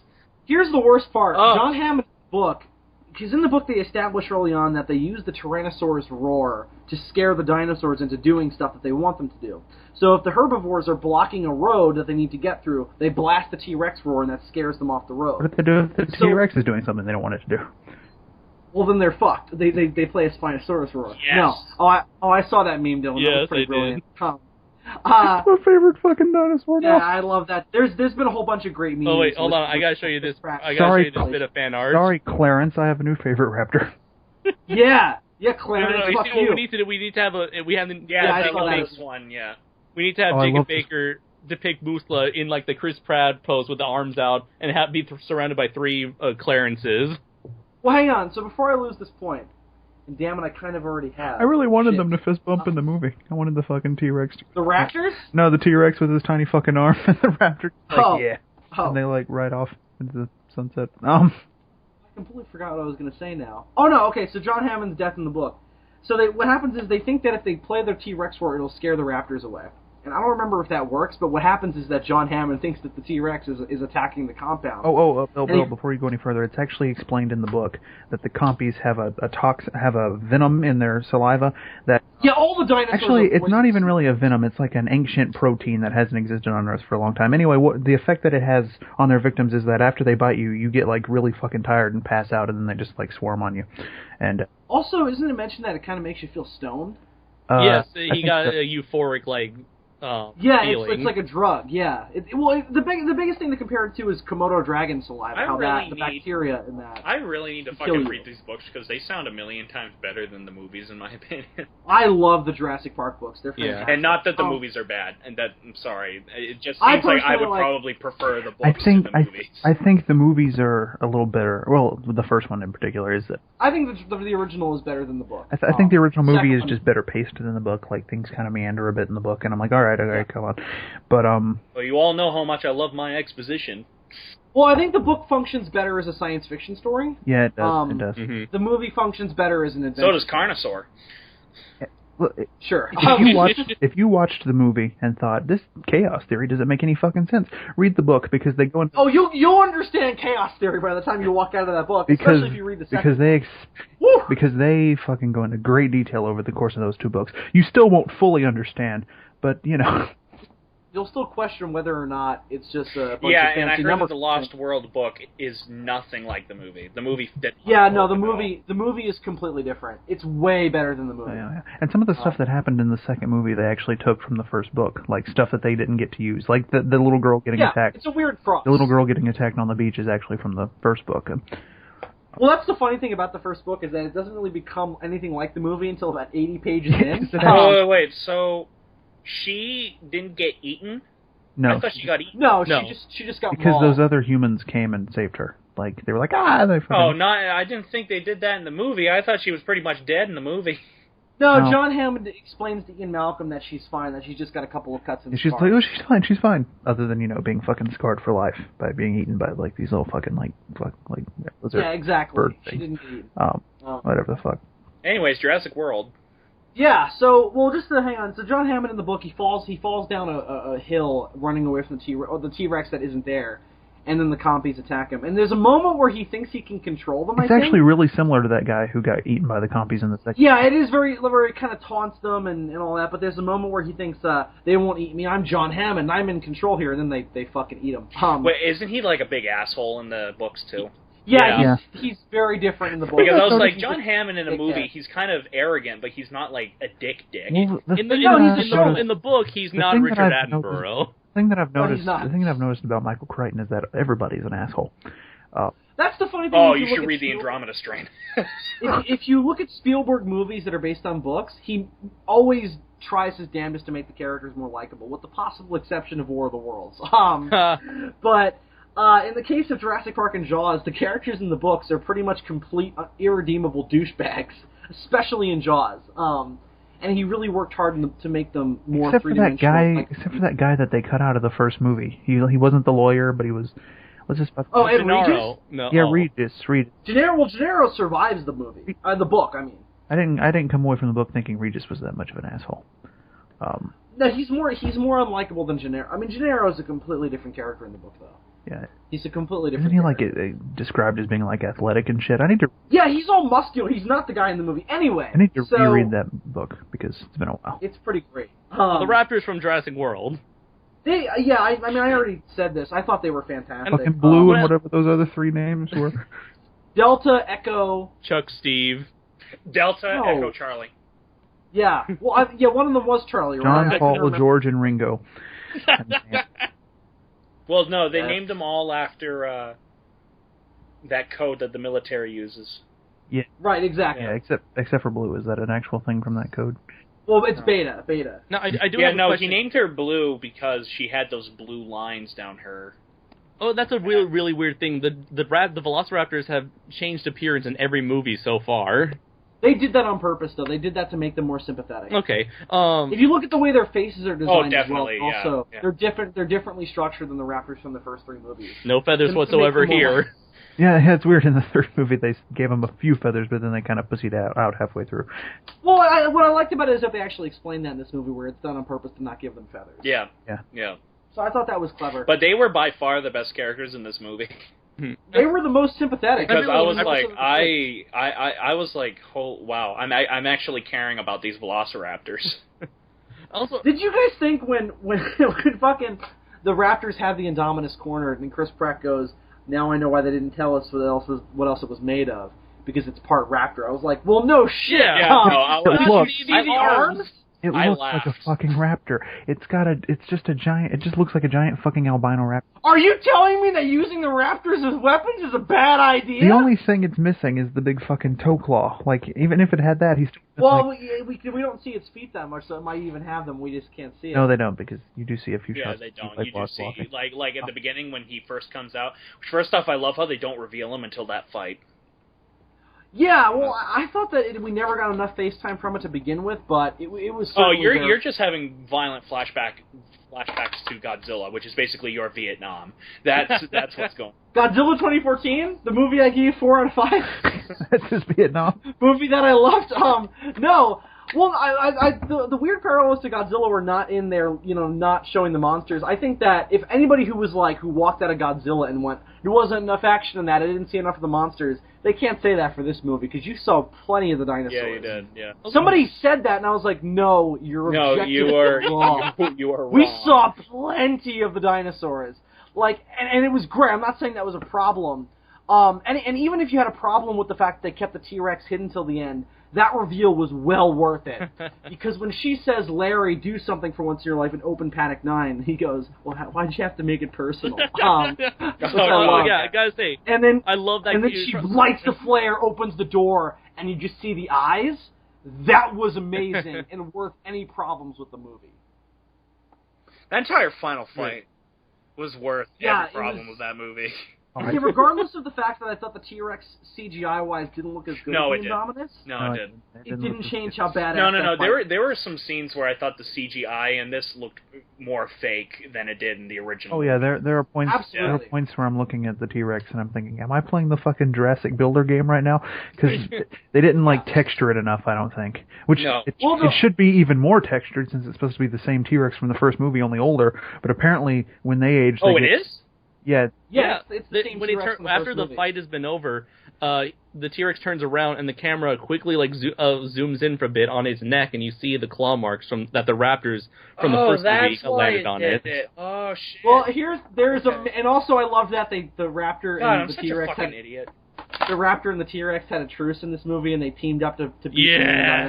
dinosaurs. That was really cool. Oh, Here's God, the problem, though. that one poor fucking raptor, I don't know which one it is, that gets thrown into that fucking grill Yeah. and I have no idea which one it was. explodes. Yeah, well, that's the other thing, is that this is the first time we see dinosaurs get killed by people on screen. Well, it's about fucking time we even the scales, Jesus. And the first time it happens, holy shit, is it fucked up? Where he's just looking, and I think it's Delta, and he's just like, "Delta, it's okay," and the Raptor's starting to come around, and then somebody just fucking blows it up with a rocket launcher. Yes, yeah. Finally, someone Whoa. shoot her. Sure. Somebody finally shot her. Yeah. Oh, it Son was of a fucked girl. up. I said during that entire scene. I really was wish like, there son of had a been. girl. I really wish there had been a point at some point in this movie where Chris Pratt had referred to one of them as Clever Girl. That's the reference. Yeah, I wish they had done that. That's the reference that I wanted but didn't get. I got every other reference. I mean, heck, we even got Jeff Goldblum's book on that employee's desk. Oh, I love that. And then I loved how he was repeating some of the lines from the first movie where he was like, "It's a living system existing in phase space." And I was like, that's pretty great. But That guy's the unsung hero of the film. Larry, Larry. I want Larry to come back. He reminded me of Jeff they kept Goldblum a little bit, and I was like, Yeah, I'm totally yeah. okay with He was that. like a mixture. Everything that wasn't... Because they wrote Owen Grady to be a mix of Alan Grant and Ian Malcolm. And Larry was good because everything that Owen didn't have in regards to being Malcolm, he had. Yeah, he was so like he had the chaos. he was like the other half of Malcolm with a little bit of John Arnold. Yeah, he was kind of a mix of Arnold and a little bit of Nedry with the messy workstation. Hang on to your butts. He was like, Yeah, I noticed He's not that messy, part. man. He has a system. I noticed Right, that it's a part where living Claire was system, like, "You have yeah. such a messy working space," and I was like, Nedry, Ah. yeah, go to the vending machine, you bastard. Okay, that took a second, but I got it. all right, where were we? Okay, so back to the T-Rex. So one of my other problems motherfucking T-Rex. Oh God! The problem was I know the I had problem that was, fucking so song in my the only head way for you that can entire identify fucking fight. the only way you can identify that T-Rex as the same T-Rex in the first movie is the scars on its neck and the Yeah, right. I didn't notice it. Here's the scar. problem. I wish we had gotten some exposition. Like, even if they had just been, like, walking into the fucking, like, Well, they should have been like. imagine during the if they had been they're walking into that attraction where the T-Rex feeds, and you have one of those view screens, and fucking Jimmy Fallon pops up and is like, "This is actually the original T-Rex from the first park." Yeah. Yeah, this is the old. They should Yeah, have been that's like, what this is the that's what oldest I animal in the meant by beforehand when I was talking about like with which way they walk and explaining the universe through that. Like you have to listen in order to hear some stuff. Yeah. That's what I meant. Like, even if it wasn't a big thing, like if they were like driving in one of those sphere thingies, or if like they passed by a computer and you just happen to hear that as they walk by, I would have been a lot more into this movie. I would have liked a film like we had in the first movie with Mr. DNA. You know, speaking of Jimmy, Where did you come from? speaking of Jimmy Fallon, From your blood. I mentioned. Do we have to talk about Jimmy? Well, I Fallon? mentioned this to you last night, Bill. He's kind of a step down from Richard Kiley, I think. I think so too. I'm not a big fan of Jimmy it's so Fallon. weird. It seems like they spared a major expense there. It's so weird. It's so weird because it's so weird because Bill, now you know Jimmy Fallon is like the little virtual host from the Universal Studios theme tour, park Well, yeah, tour. I mentioned that to you last night, Dylan. Was that I liked that they carried that over from the Universal Studios tour, despite the fact that I don't like Jimmy Fallon. So I thought that was cool. It is a Universal movie. I think they should have got. I think they should have got finish. David Attenborough. Let me finish on this T-Rex thing. So you can't see the Velociraptor scars until the final shot of the movie where it roars off into the park. And that's the only part where you can see the scars, but the problem is... Where are the fresh fucking bloody scars? Where are the fresh wounds from its battle with the Indominus? It almost died in that fight. Where the hell are the bite marks and the It claw was marks? just a flesh wound. I love the ending of the fight where the mosasaur pops up out of nowhere, because it reminded me of the fucking Sam Jackson's death from Deep Blue Sea. Oh yeah. He just fucking pops out of the water and grabs him. And Well, the thing is, I knew it was going to happen. Yeah, I kind of thought... I was like... Which I cannot say that for the Sam L. Jackson's death in Deep Blue Sea. That came right the fuck out of nowhere. But yeah... Yeah, that's on a lot of top 10 most unexpected moments in movies lists. Well, hang on, so... the T-Rex fucking...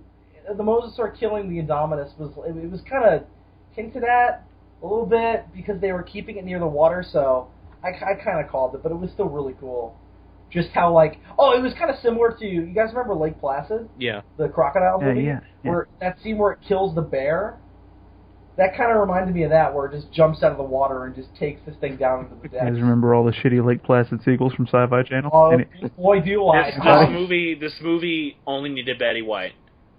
Yeah. Jurassic I World wish Black- she was the celebrity instead of Jimmy Fallon. It's Betty White. I wish Betty White had been on the side of the Indominus' cage fucking throwing beef in for it to eat. That would have been pretty great. What I really love about that fight is how it's kind of like got this little theme of nature rejecting anything that's considered unnatural in the system. Yeah, absolutely. And that they were all willing to team up together to take that down. Well, after the raptor. I'm glad that even though we had tame raptors in this movie, we still got to have some raptors killing people. Yeah, that was great. Yeah, definitely, and it does reinforce the theme that's like these are not. Well, that's kind of what I liked about when they initially came up with the reveal, the premise of the Indominus Rex, where it's. I know, Bill, you've been very vocal about this, especially in your reviews that you made in 2013, where the biggest problems with the sequels has been that they've treated the dinosaurs like monsters and not like actual, natural animals. And here with the I-Rex, they're able to have their cake in and eat it too. And the whole training raptors thing kind of shows that these are more than just monsters. These are animals that can be trained to a certain extent, kind of like it was tigers alluding, or lions. It was alluding to domestication. Right, but the thing is, I love that they do make make it clear that these are like kind of like with actual like wild animals. You cannot fully domesticate. Actual velociraptors. Yeah, you cannot fully domesticate them, and that there is a sense of danger to them. When I first saw those trailers, I was against the whole training raptors idea, and still am to an extent. However, I think that they pulled it off. You son of a bitch! Get out of here! No, I'm kidding. I think that they pulled it off pretty well, despite the fact. Yeah, I thought they handled that quite nicely. Despite the fact that I wasn't a fan of just like the concept of doing that, just objectively, I think they pulled it off really well.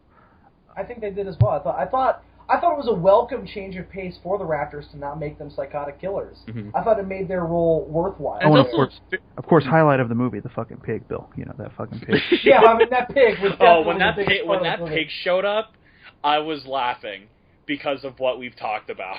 Because that was, and I'm like, this entire movie, I'm just laughing at now. Because was it kind of like the foot moment from Godzilla 14? Oh god, I fucking where that pig showed up, we know shit got real. It took all of my might not to laugh when that foot slams down because of our conversation. I fucking love the part in this movie where you see that fucking foot come down and you think, oh, what dinosaur is that? And then you scroll up and it's a fucking like bird, like a little blue jay or some shit. Oh yeah, that was great. Oh yeah, that was awesome. Oh, okay, okay. You know, I said earlier my biggest problem with this movie was that it makes no reference to how the universe got to this place. That's not the biggest problem with this movie. Biggest problem with Jurassic World is that it fucking exists and every copy should be burned. No, it's not that at all. They fucked up the closing credits. They didn't do the classic Jurassic Park closing credits with the orange glowing credits. There's no orange at all in the font. Bill, because they went with the whole silver thing this time around. They didn't do it right though. It's a rebooted park. That is the silliest fucking complaint I've ever heard you make. No, fuck you. It's absolutely a problem. Is that they didn't do the orange credits? Because when the credits came up, I was like, wait for it, they're gonna go orange, and they never did. I can nitpick with the best of them, but Jesus fucking Christ. That's the biggest problem with this movie, bar none. Fuck y'all. I thought you were about to say, Vincent D'Onofrio was really fucking cheesy, but now you're like, yeah, okay, let's get into that. The fucking credits. We've kind of been dancing around it. Let's talk about Vincent D'Onofrio. First things first. I love Vincent D'Onofrio. He's great. He's fantastic in Daredevil. He's great in the Stanley Kubrick war movie. Go watch Full Metal Jacket. That's his. Full Metal Jacket. That's like his first fucking movie role, if I remember correctly. Yeah. He's great. He's fine with what he's given in this, but what he's given, shit. Well, he shows up and he's got this terrible Southern accent. He's like, "Hello, I'm your action movie villain for today." He can never nail a good voice for him. One of my biggest problems with Daredevil is that the voice that he uses is a little bit fake, and that it sounds kind of cartoony. But that's taken to an extreme in this, where it's like everything he says, I don't buy is coming out of his mouth. Well, he was almost as bad as the villain from James Cameron's Avatar. Oh God, yeah. Even though Stephen Lang, that's actually Stephen Lang actually has a Southern accent, but no, but I mean just we're not in Kansas anymore, but everything on this planet will eat you alive. I'm just talking about like the pure. I will not succeed. Some of you will die. It's fucking awful. I hate that movie. Anyway. But me too. Most overrated movie I've ever seen. Anyways, but here's... You know what the sad thing is? That sequel is going to make a lot of money. Yep. What, Avatar 2? Yeah. You think so? Because it's been so many years since then. I think it's kind of fallen off the radar in terms of cultural relevance. You know what? You know what would be the greatest day? Now, the first movie was just... If that movie fucking bombs. I hope it does. That'll be cool. Because if that movie bombs, it'd be a slap in the face to James Cameron. I'd be like, there, you fucker. The first movie was just like fucking Pocahontas. Now, knowing James Cameron, he'll probably be like, people just don't understand my work and how genius it is. He's like the non-dog version of Tim Burton. It's the greatest movie ever made. If the first fucking one is like Pocahontas in space, what's the next one gonna be? Fucking Sacagawea? It's gonna be Aquaman in space. No, it's gonna be Snorks in space. Yes, Snorks in space. Anyways, back to Vincent D'Onofrio's character. My biggest problem was that one, he was way too cartoonish. Yeah. And I thought they could have done something really cool with him, is what if he was honestly trying to do the right thing and not just doing it for greed? Yeah, it's kind of like the whole thing where it's like the military government is evil. Ooh. I'm so sick of those. Especially when they depict the military as bad, and I'm so sick of that. Well, I mean, he isn't so much like the military. Military is like a private contractor, right? Here's the problem. No. He's this guy he's this veteran of war, as he says to Chris Pratt, and it's implied that kind of drove him crazy, where his experiences in the war and the fact that his wife tried to stab him with a knife. The generic war. Yeah, they never even say what war was. The war. I have to assume it was the war between the Oscars and the Spiders. You know how epic this just got because of that. I like to think that this is in an alternate continuity with Full Metal Jacket, where Private Pyle didn't kill himself, and this is him, all grown up and insane. He was just way too over the top and really annoying. But I have to say, I can't say that he wasn't sometimes entertaining. Yeah. Like that bit where he's sitting there with Larry and he's watching the monitor, he just rips the Jurassic World Cup out of somebody's hand, he's like, is anybody recording this? Oh, yeah. It's awesome. I thought that was great. I just wish that his, he's got some sort of a partnership going on with BD Wong. They don't explain that at all. Yeah. I think if they make another one, that'll be addressed in that. Really I don't know if... another one. I don't know. This movie kind of makes any potential for more really, really a bad idea. If you bring back BD Wong again, you just got to turn him into like a fucking mustache twirling villain. I mean, listen, like, I'll He's go. turned into Dr. Daka. We've got to have money. No, Dylan made the best pitch where he's going to become Mesogog from Power Rangers. That is what I want to happen. He'll complete his transfiguration, if you know what I'm saying. And you know what I mean? You know what I'm saying? I don't know what I'm saying. Then we I'm can gonna go get my knife. that is right, Prince. Okay, so first things first. Here's why Vincent D'Onofrio's character is a problem. He's not threatening when compared to I never took him seriously. Yeah, because there's that scene where he's like going to Chris Pratt, he's like, dinosaurs and war. Cancel Jurassic Park 4 script.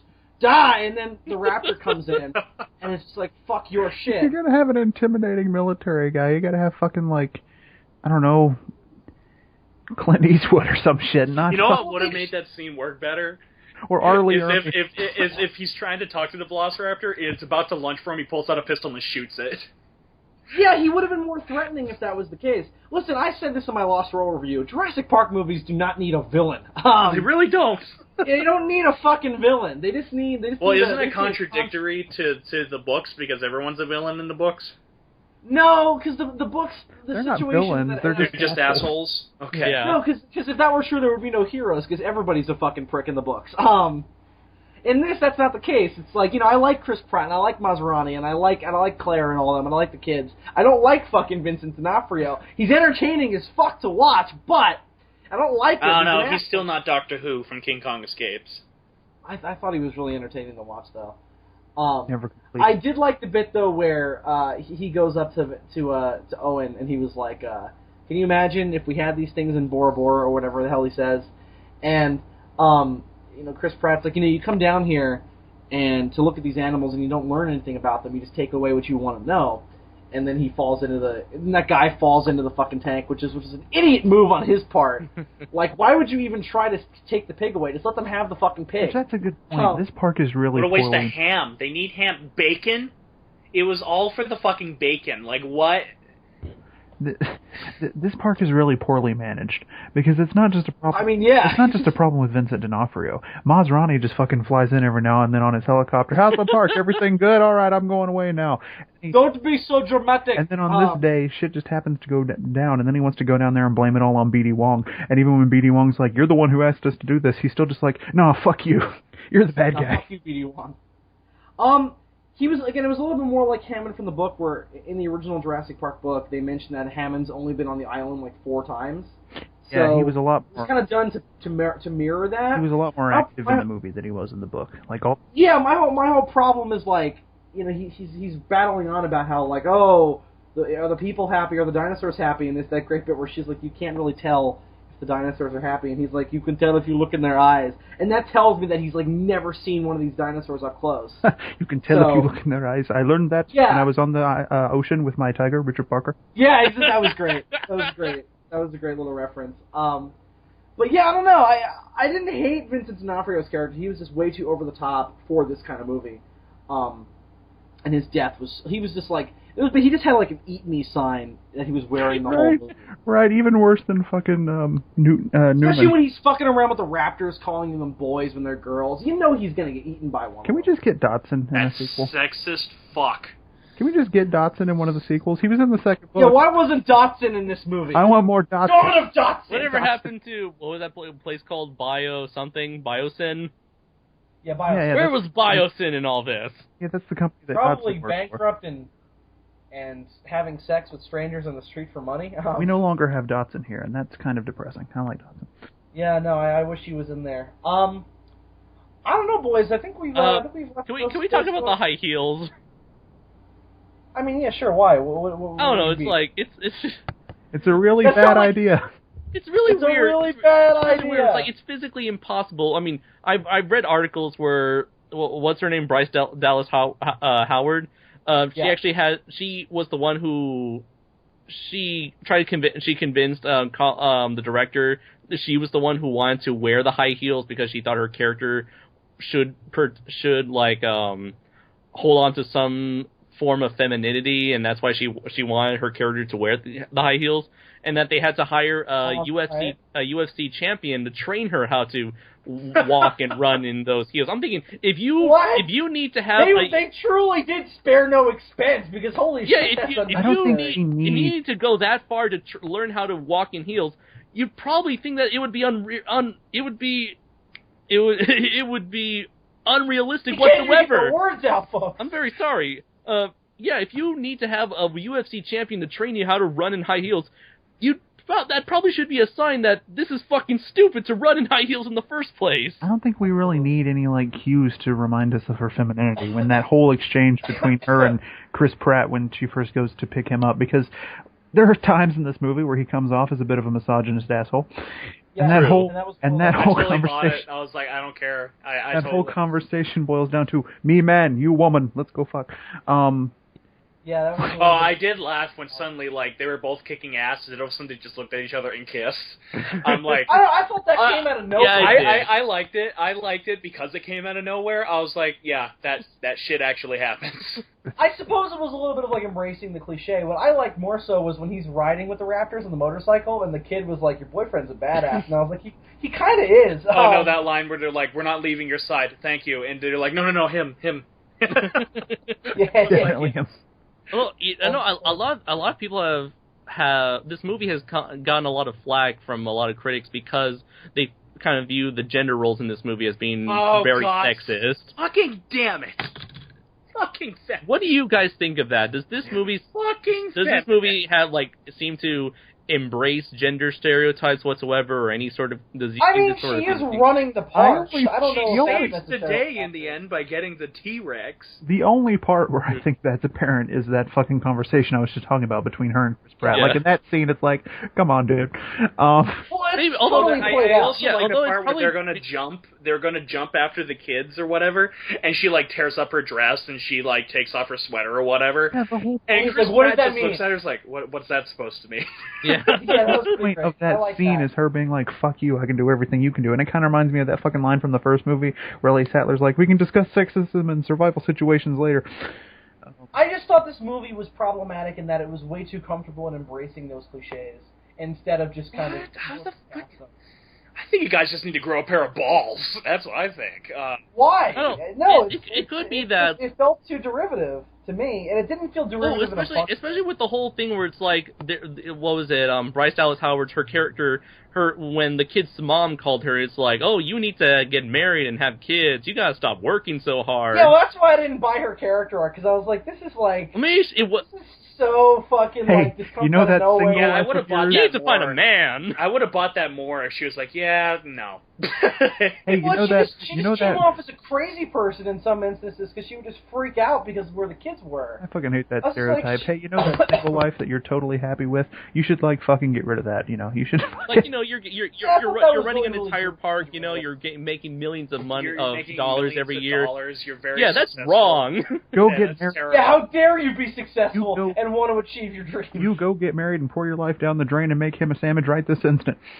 But You yeah, give him a blowjob whenever he damn well asks for one. I don't think it was A nice intentional at all. old-fashioned. I just thought it was way too comfortable with being that derivative, and I thought it was really distracting. Although- Because it almost felt like the movie was being ironic, but it didn't know it was being ironic. Where it was like, all right, movie, we've seen this a million times, let's move on. Although, So, maybe, that I don't know, part- luckily from the end of the movie, it didn't really seem like she's like, oh, you know what, that's right, I should abandon this job and go start a family. It didn't seem like that from what I interpreted from the ending. Well, I mean, she is out of a job, though, because the park is I guess closed. so, yeah, but I guess it was more along the So lines of her. I can't wait to see her resume. So you worked at Jurassic World, huh? You're the reason why I fell apart, huh? Oh, you're the administrator. Even better. Oh, you were the one who said to open Paddock 9. Well, Well, all right. I want that us changes to let you run our McDonald's. Why don't you go Yeah. down to Subway? I hear that they're hiring losers. Yeah, why don't you go to Dairy Queen? They've got a Jurassic World tie-in. I heard that they hired Bill Wurster. They'll hire you. Dairy Queen? Wrong No. ice cream shop. That was no God. Never mind, you guys. I hate you. I was just trying to make an innocent joke, and you guys had to fucking go. There is no innocence in Jurassic And you guys World. had to fucking go and There's ruin no my innocence joke. in ice cream. And I'm just gonna crawl in my corner and watch Thunderbird 6. And All right, well, you know what? That looks I'm gonna amazing, die. by the way. I'm gonna curl up in a sock drawer and cry for days.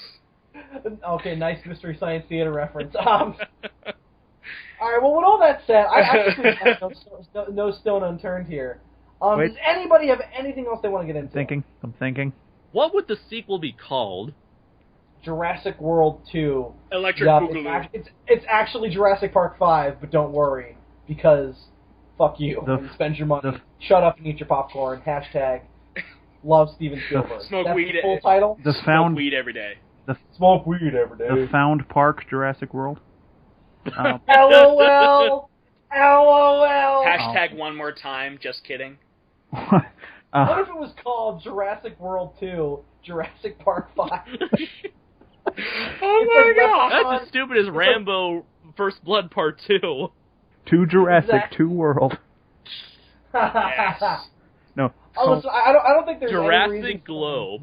no, it's called Oh, called Jurassic Solar System. called Jurassic World : not this shit again. No, Jurassic Planet. It's Yeah, called exactly. Dino Saucers. Yes. Well, my whole thing Yes. is that they have no reason to make a fifth movie. Yes. They will. Jurassic they'll World make, 2: The Rise of the Extreme Dinosaurs. Yes. Listen, they're gonna make a 5th They're gonna have one. they're gonna have aliens. They're gonna go to the past. They're gonna collect some dinosaurs, make them smart and shit, get did them we real say? ripped. So What did we Jurassic say World and the earlier Kingdom in of the this Crystal review Skull. Where Andre said yes.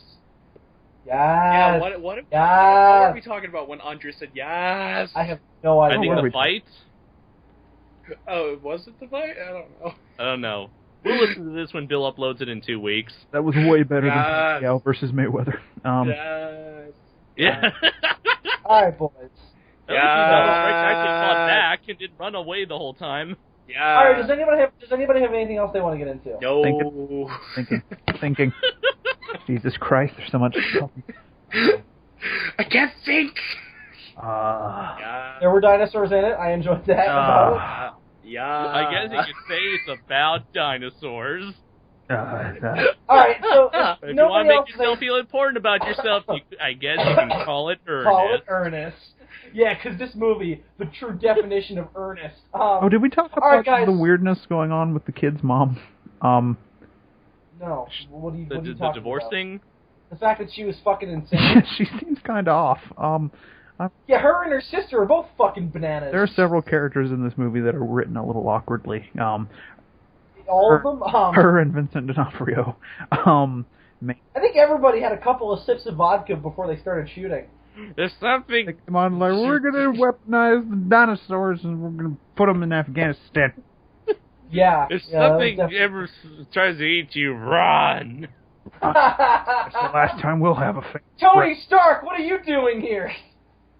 Why'd you give birth to this child? That's our last breakfast together. Was that the same kid from Iron Man 3? It is the same actor That from is the Iron same Man kid 3. from Iron Man 3. Yeah. You mean Ernren? I'm so happy that he was in this. Ernren? Guys, do you think he was playing the same character? No, that's Oh, hell I yeah. hope so. That's interesting. Oh, Is this- hell is this yeah. part of the Marvel Cinematic Universe? Yes. Yes! Part of the Marvel Cinematic. Yes! Yeah. Yes! This is gonna, dude, Isla Norda becomes the Savage Lands. Oh! God. Looking Sauron for the sequel. Yes. Which Infinity Yes. Stone was in this movie? Anyway, Then They the were Starship using the mind Enterprise gem. comes in and fixes everything. But then the Death Star comes in and destroys the Earth. Oh shit! turns out this whole thing is a backstory for the Gorn. Yeah. Ah, yes. Alright, so... It's interesting because that kid, as many problems as I had with Iron Man 3, that was another example of a movie where I was like, I actually liked the kid. Yeah, Yeah, again, he's a decent. We have a shockingly decent likable child children. actor, which is pretty rare these days. Holy shit, we got one of those. That we have the modern day Macaulay Culkin. I'm just As No, I because- said earlier. Because he doesn't have Yeah. those fucking soulless puppet eyes that Macaulay Culkin had, where you'd be like, oh god, Macaulay Culkin, please don't murder me. And it's even more terrifying now that he's an adult. Like, have you seen pictures of him recently? Yeah. Yeah, he's pretty. He looks like a meth head. He looks like a real life Jesse Pinkman. All right, so why don't we do ratings and final recommendations, and then we'll get the fuck out of here. Okay. Why don't we go in reverse order? Dylan, what's your rating and final recommendation for Jurassic World? I guess I'll give it a 4 out of 5. That seems fair. Yeah, sure. And go if you like fucking Jurassic Park, go see it. I mean, what do you want from me? Fucking go watch I'm it. having sex with Jurassic Park. What the hell? I'm not kidding. Go fucking watch it. You know. Andres? Definitely a 4 out of 5 as well. It's got a lot of problems writing-wise, narrative-wise, but luckily there are enough good elements in this movie to support and make up for those negative qualities. It's a ton of fun. It's definitely worth checking it out time and time again. And so basically what I'm trying to say is, if you like dinosaurs at all, watch this movie. Watch that shit. Absolutely. Check Adam, shit your final score and recommendation? I give this movie a 3 out of 4. Again, I rate out of 4 because, I'm a hipster.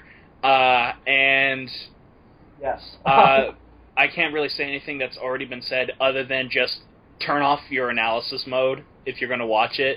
Because if you turn on analysis mode, you're going to be very disappointed. Yeah, I'm gonna say something similar. I'm also gonna give it a 4 out of 5. I gave it a 3.5 in my initial review. The reason why I'm giving it another 0.5 is that it holds up pretty well on a second viewing, and it's still just as entertaining. Am I the only one here who's seen it more than once? Yeah, I still have. Yeah, I'm not. Watched it this week. I'm not gonna. See it again. You know when I'm I saw it gonna twice. see it again? When I get the Blu-ray. Yeah. Well, I already saw it twice, and I have to say that it holds up pretty well upon a second viewing. It's still just as entertaining. If you're a Jurassic Park fan, it's an absolute joy. It's the most fun movie I've seen this year. Probably won't be knocked down from that, unless, of course, that Fantastic Four movie is the tits. Or if you decide to watch Mad Max Fury Road, which is fucking awesome. I probably won't. Still have Go watch it. We still have Spectre and Star Wars 7 to look forward to. Oh yeah, okay. So never mind. This probably will be knocked down. But anyway, this was a ton of fun. It's an absolute riot of a film. Definitely check it out in theaters. You can't beat the theater experience in this one. It's a ton of fun. So definitely check it out. So again, a 4 out of 5 from me at the moment. So I think that's going to do it for our spoiler analysis of Jurassic World. The only announcements I like to make, and then I'll let you guys make any if you have any, is that you should give a listen to the regular podcasts that we do together or apart together. Yes. All 3 of them. You can listen to the Sons of Sarazal podcast, which is the main podcast that all 5 of us do every other week. That features everybody here, including sometimes, most likely not, David Joshua Hernandez, a.k.a. Gorzard. But he is sometimes a son of Zarazawa, the same way that Y is sometimes a vowel. Yes, exactly. I still haven't found a case where that's the case. And you can also go ahead and listen to the Demons from Outer Space podcast, which comes out weekly, and that features Dylan and I. And I just posted a new episode of that probably the day before this goes up, which is about Dragon Ball Super.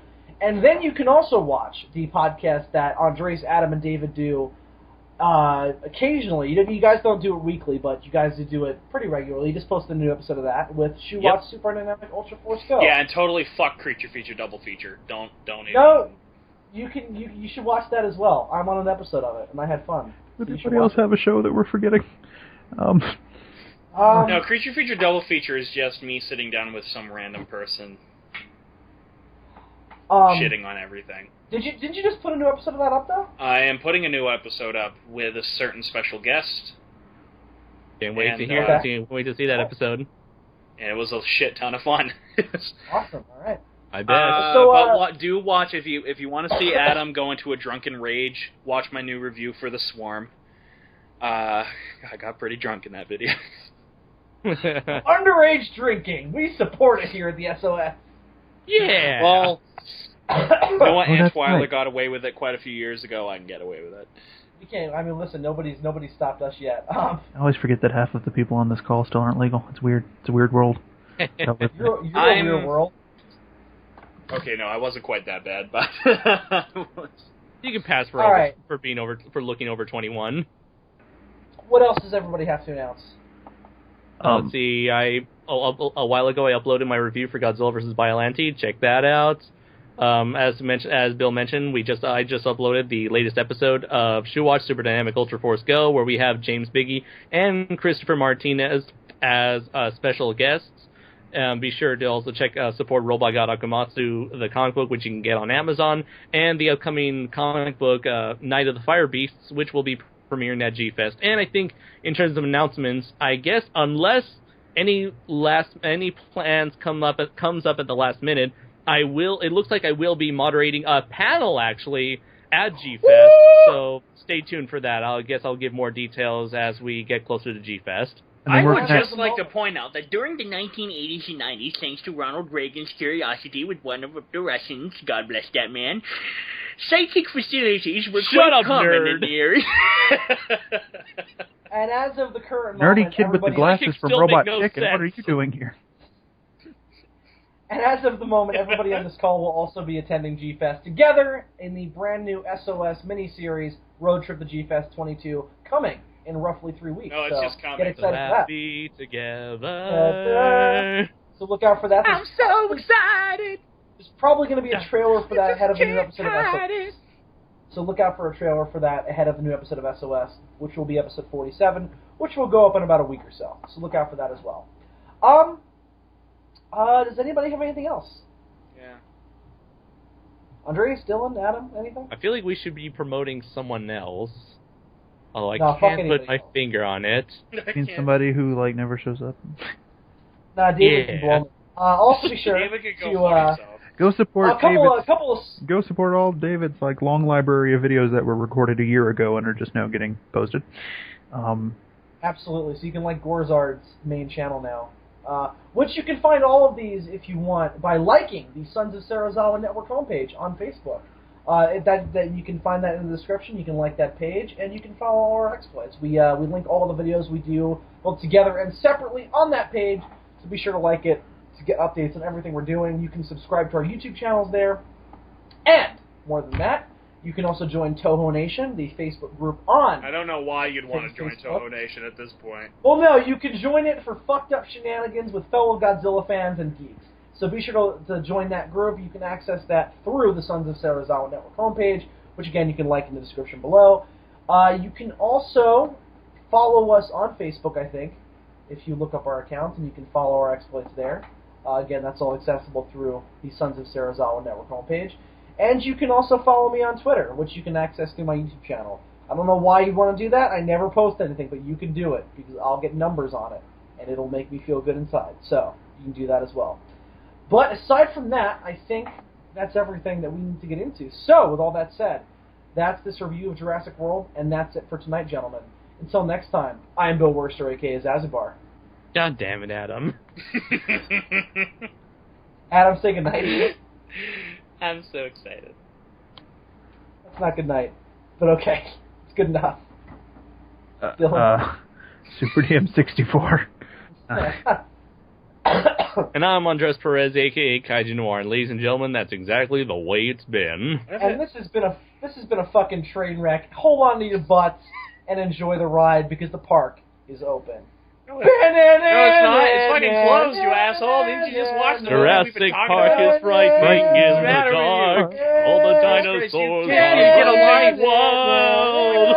Someone shot Someone the let fist T-Rex off out his of his face. head. Jesus, everybody should just I'll stop. admit it's kind of eerie, God. But it proves my I chaos hate you all so theory. much. and I'm never coming back this way. Again.